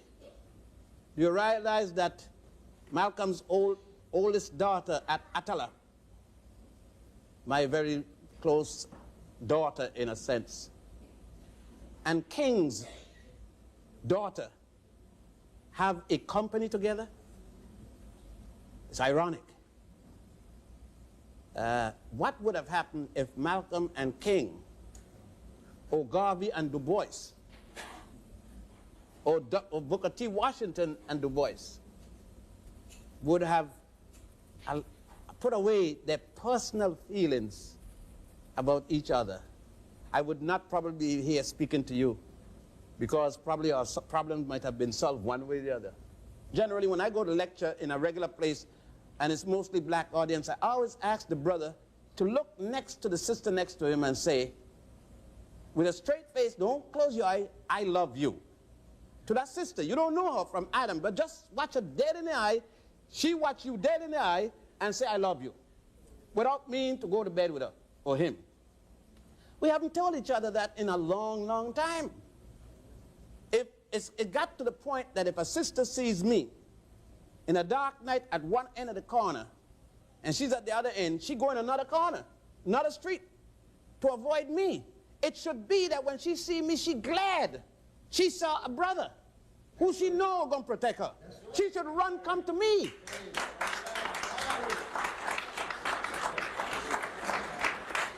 But nobody's teaching that. Everybody's teaching that she individually, I individually should prepare to go to heaven. But nobody's saying I should prepare so that she could come and feel safe in my company. That she should feel free, that if she's going something and say, hey Ben, give me a ride up the street, that I'm going to give her a ride up the street. Don't even ask her name if necessary, without asking her to get in her pants.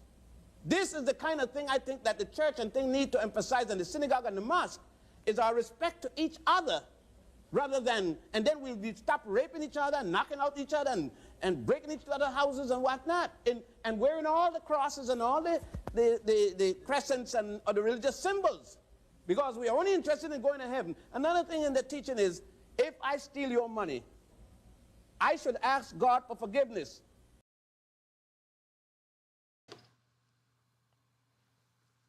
Let's give a round of applause for the OG. Round of applause. Round of applause. Round of applause. Oh, remove me here. Yeah. So what he said at the end was very true. We definitely need to start emphasizing and start using the word love, but use it in the way of compassion and protection, like how we would love our child, right? We got to get back to that phase. Especially here in today's times, as you can see, that was in 1983.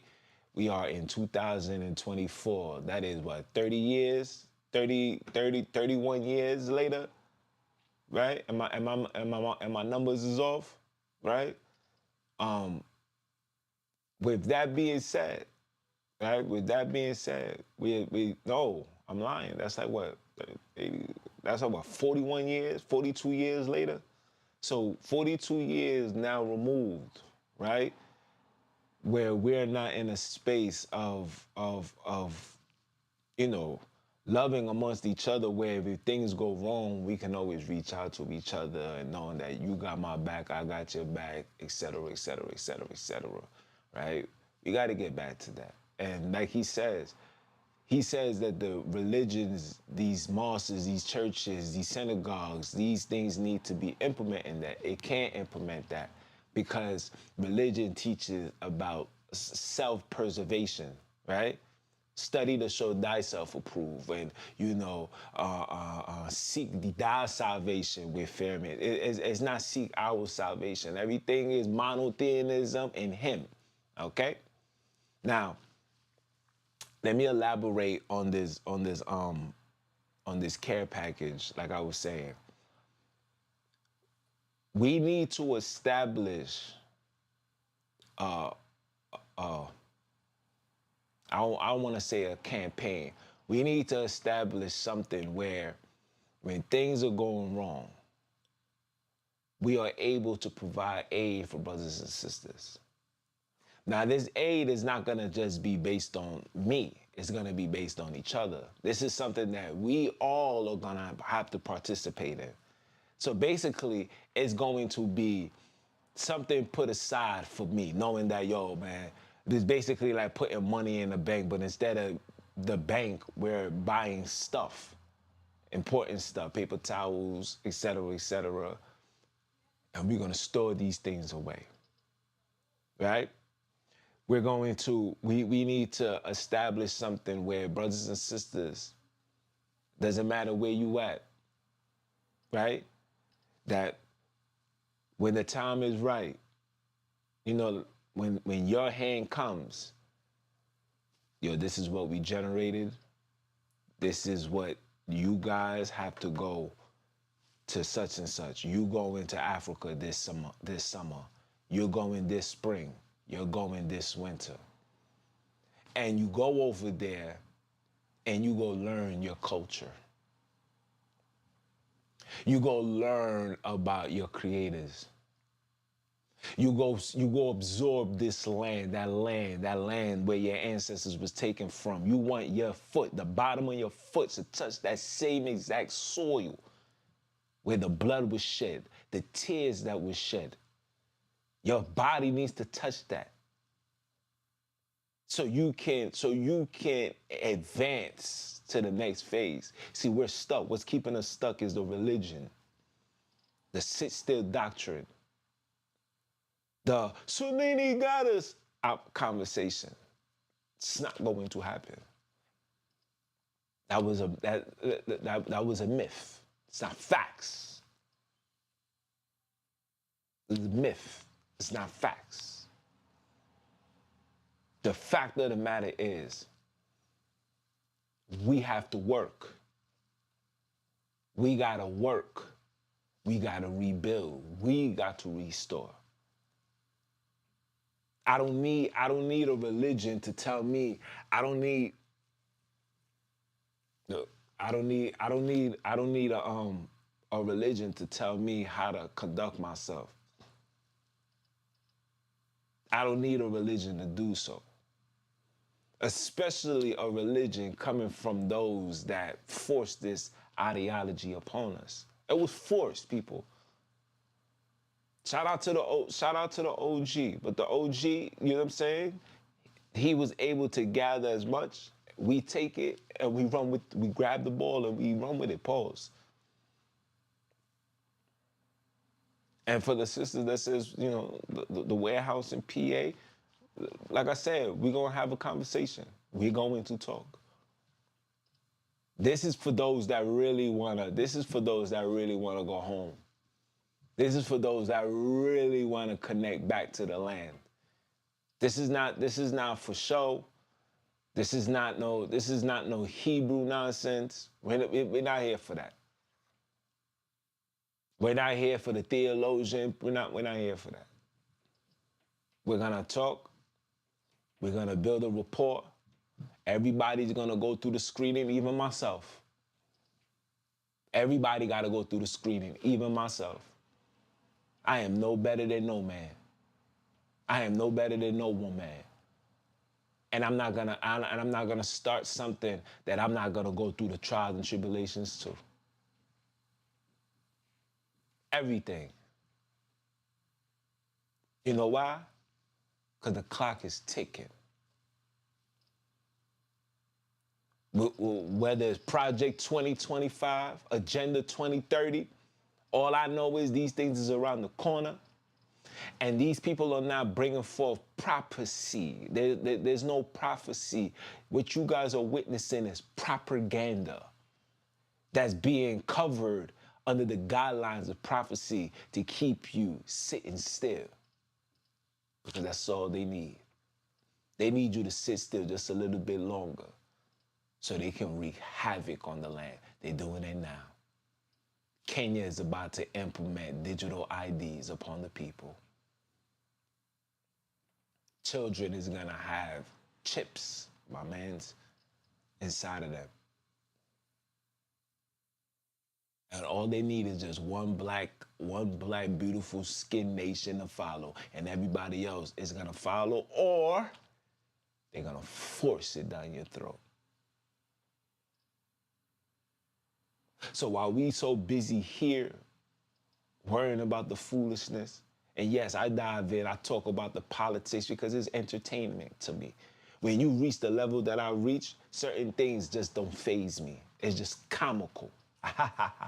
Get a laugh in. Get a commentary in. It's about content. But overall, the mission remains the same. The mission remains the same. The mission is to get us out of here and go back home. And when I say go back home and establish, rebuild, bring our talents from here over there so we can rebuild. Learn the business and craft over here so we can provide it over there. Rebuild. Build a community for our people. We don't need no more outside sources. Shout out to those that's removing these individuals from the land. Shout out to you. That's the real redemption. Not another false revelation. That's the redemption. They want to take away the redemption and substitute it with revelation so you can wait for some biblical prophecy to take place. So you guys can say, look, man, prophecy, I told you. No, it's propaganda. They control it all. All of it. And the only way that we're going to realize that is when you denounce this religion. The only way you're going to denounce it, you must call on the Heavenly One's name. You must know that monotheism is not us. It is not us. It is not you. That father talk is of Lucifer. The man that said he will be the Most High, that will weaken the nations. How did the nation get weak? He weakened you by giving you Jesus and Father, Lord God, Yahweh, Yahweh Shai, Yahuku, and Kuku, Poo-Poos, and Doodles. That's how you was able to be hijacked. What's keeping you in the space of being hijacked? What keeping you here is that you still regurgitating the things that was given unto your ancestors. We need to go back into the stuff that we was doing prior to our captivity. And it's gonna be hard. And like the elder says, we gotta read everything. The elder says in the other lecture, which I was really gonna bring out, but this one was cool. I felt like this one was needed because it spoke about the Jesus stuff that I've been telling you guys for a long period of time. But in the other one, he mentioned numerous of African gods. He said if you're gonna read the Bible, you gotta read the Bible that got the Hebrew in it. Right? If you're reading something about Hebrews, you need a Hebrew book. If you're gonna read something about the Quran, you need the book that's the Arabic book. If you're gonna read something about Olamari, you need to get an Olamari book.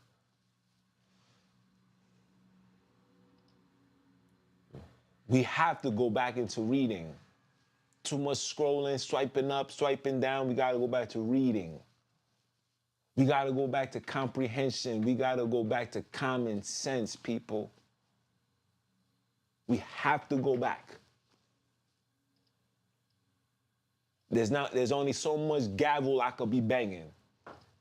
We have to go back. We have to realize what's going on. We have to realize that we've been played.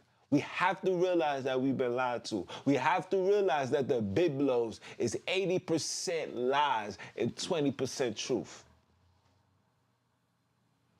Flip it around. They told you 80% truth, 20% lies. It is the opposite. It is 80% lies, 20% truth. And when we know that, we have to move different. The Biblos, like I've been saying for a long time, the Biblos ain't the end-all, be-all when it comes to the identification of who we are. Because we are not Hebrews, we are not Jews. This whole ideology of keeping the commands, I don't want to burst your bubble, but it was sent to South Africa. That ideology was sent through South Africa from a brother that was born in the Caribbean, was taught in America by William S. Crowdy and them, and came into Africa, South Africa, around I think it was 1892. So from 1892 or a little before to now, from 1892 to now, you get what? You get a generation of people that believe a story that was brought to the land for the people to follow. We talking 1890 something. 1882, 1892, I don't remember, I gotta read the book. But it was around that time. So that means that means that the story that we're being told is not, I can't depend on that.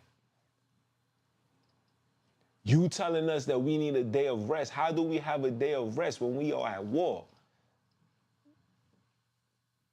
These heathens is attacking while we resting. They're putting rules in place to affect us while we resting. What, there's no time to rest? I ain't resting until my freedom comes. Now, am I saying that we discontinue from being righteous people? No. What I'm saying is we gotta open up every single book there is. Every book needs to be opened, needs to be studied, needs to be dissected, processed, and applied. Every book. We know that Africa is the land. Guess what? Your homework should only be focusing on Africa. Don't bring me no Greek ideology. Don't bring me no German ideology. Don't bring me no Roman ideology. I don't want that. I don't need that. It is not going to uplift me and set me free. I don't want it. We got no time for that. There's too much information that's in our brain that we got to intake, and I don't have no room for foolishness. I've been fed European philosophies my majority of my entire life. I think I got enough stored in my membrane to last a lifetime. We good. It's time for us to dive in. Dive in into your culture, dive in into your people. If you got to start off in America, start off in America. There's great freedom fighters that you can learn from. You can process and gain knowledge from, giving you reference and resources where you can tap in, and maybe you can find something that we all couldn't see, because that's the way we're going to get through this. It's not going to get through this by waiting for Junes to come on every Saturday at 4 p.m. I can't do this alone. We was never designed to do this alone. We are at war, people. I got your 6, you got my 12. And I'll be damned if I let these heathens send us to hell. You heard? That's how it gotta be. That's the only way it gotta be. And like the elder says, it's time for us to start saying, we love each other. So let me start off by saying this to my YouTube family. I love you guys. Like, all seriousness. I don't come on here to come play with y'all. I don't come on here to make you feel good. That feel-good doctrine, wait till Sunday for that. Matter of fact, there's other teachers that give you that feel-good. That's not coming from me. What you're gonna get is urgency. What you're gonna get is pain, anger, frustration, determination, middle finger up to Satan. That's what you're gonna get from me. I'm not here for the weak, bro. I don't know what being weak is. I'm not here for that. I'm here for the warriors. Where my sisters at? Where my sisters at? Where my sisters at that wake up in the morning, that look outside and be disgusted on how we living? Where you at? I'm here for you. Where's the sisters with the child and said, I can't give this type of world to my son or my daughter? Where you at? Where you at? We don't want nothing more. If you want to be a peasant, cool, be that. Stay over there with it. You want the sit-still doctrine? Cool, be that. Stay over there with it. You want the monotheism ideology? You want the foolishness? Cool. I'm fine with that. Stay over there with it. But everything that I'm telling you, will come to light. And as you guys can see, a lot of you guys who really start doing your homework, start seeing like, nah, Junior wasn't lying. Junior he be on the money with this one. You know why? Because I accepted my creators. I rejected the debaters, the liars, the compliers. I reject that. And ever since I reject that, I've been rejuvenated. And because of that, because of my rejuvenation, the adversary is stopping the progression of the honest rebuilding of a nation. None of that. It's none of that.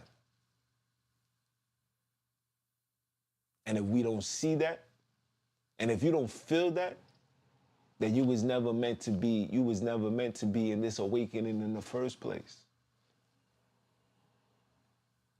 If you don't feel that, if you don't wake up and say, wait, hold on, son, nah, so my son June be talking that talk, man.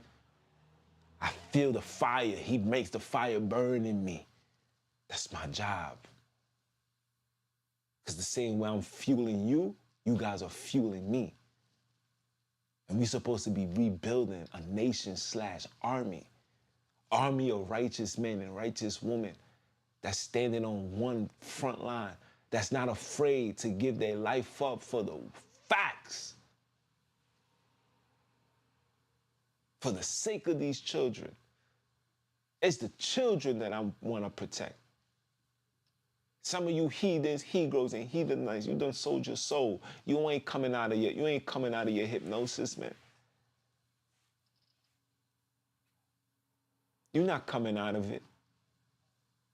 And it's cool. But just don't come over here with that.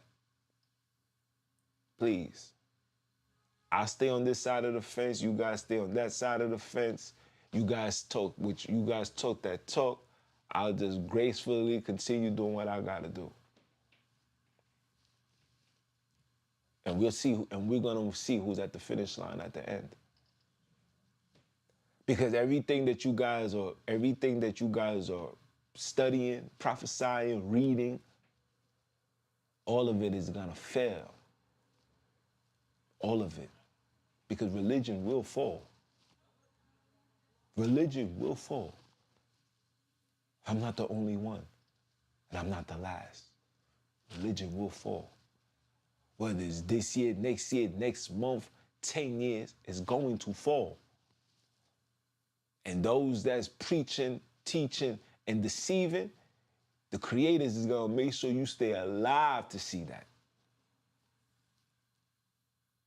And I'm such a real one and a loyal one. I'm still gonna have my hands open and say, well, it's about time. And I promise you, every single one of you guys are gonna say like, damn, son, I didn't see it. Of course you didn't see it. Of course you didn't see it. It wasn't meant for you to see it at the time. But you see it now, and we here now. Everything that I'm saying is out of love, people. So again, people, we gotta do these care packages. We're gonna establish a susu. We need at least 100 members 100 members to put $100 away. You do the math. You get 100 members. You get 1,000 members to put $100 away. It's a lot of money to be played with.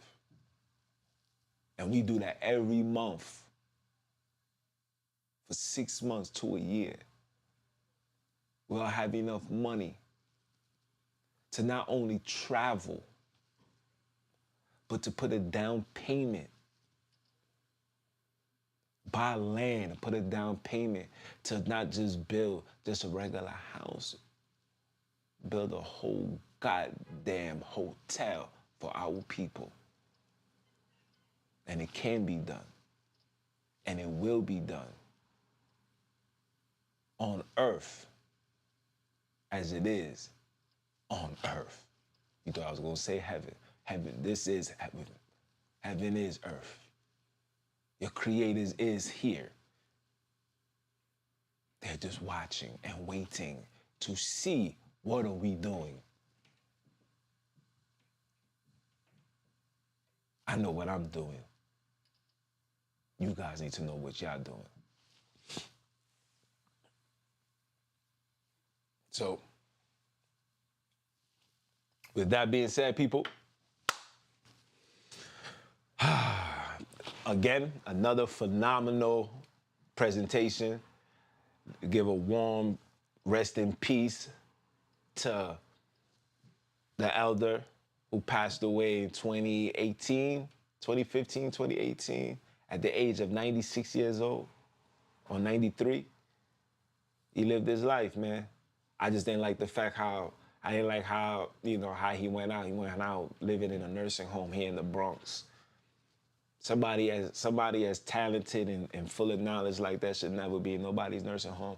A person like that should never be in somebody else's care. He's supposed to be under our care. But I didn't know. I just found this out the other day. And this is why we need to do what we're doing. So when I get old, you guys taking care of me. You're not about to let me keep my foot on these heathens, Hebrews, and heathen nice necks, and then I'm nice and old, and now they purposely getting their get backs by putting their foot on my neck, and I'm already old, I can't even push off. How dare y'all? Don't do that to me. Make sure you got me somewhere in a villa somewhere. You're in a villa out of America, in the Holy Land. South Africa to be exact. Chilling like a veil, never square. Yeah? But shout out to him. Appreciate it. I might next week put up the other lecture. I might. Or I might just upload the lecture and just have it out for you guys just so you can watch it in its full totality with no interruptions, no pop-ups, just let it play. I'm thinking about it. Yeah, I'm thinking about it. But other than that, you guys enjoy the rest of your evening, man. Enjoy your 7th day. I hope you guys, feel good. Oh, I got interviews on the way. Forgot to tell you guys that. Interviews is on the way. I want to interview some ex-Israelite members. Definitely want to interview them. Got that on the way. Got 2 actually. I got Mama Love and Papa Elder. Two individuals that's going on their 36 years of marriage. They both offer a lot of fruitful information on how to preserve and keep our relationship together. I got another brother who is a rapper out Florida. Definitely got to put his stuff up there. Phenomenal interview as well. His name is Guarantee. If you ain't never heard, go on Apple Music. Name is Guarantee. fire, you know what I'm saying? Fellow Aisian, shout out to him. And then I got my sister. She's a teacher. She's bringing her insight of her input on the educational field, and she expound. The reason why I haven't been posting it up, like I said, YouTube playing with my numbers. So I don't wanna waste, you know, individuals' time and talents, because they so much wisdom given out. And until I get this YouTube stuff addressed and corrected, that's the reason why I just be holding on to it. You know what I'm saying? So, yeah, that's pretty much it. Support the movement. The episode that you guys missed, and the link is in the bio. About to upload 2 more videos, and we working. We're gonna do what we doing, but again, remember, people, the objective is to get us into the kingdom, which is the Holy Land. Go back home. You understand? But like, comment, share, subscribe. My apologies. I know I'll be rambling for a little too long. If it's your first time, hope it's not your last time. If it's your second, third, fourth, fifth, sixth time, that means I'm still on your mind. That means we gotta stay on that grind, because it's time for you to go get yours, because you know I'm gonna get mine. And if I said this once, I am gonna say it again. I am him, Junes, the NBIC, representing that ROD, AKA Mr. Keep My Foot on you heathens, you he-girls, and the newly installed heathenite snakes. Are you dumb or are you dumb? Listen to one half of the creator say it one time for the one time. Oh yeah, and remember, people, you must free your mind or you're gonna get left behind. You understand? He that controls the mind controls the spine, and ain't nobody controlling minds. All right? And I'ma holler at y'all.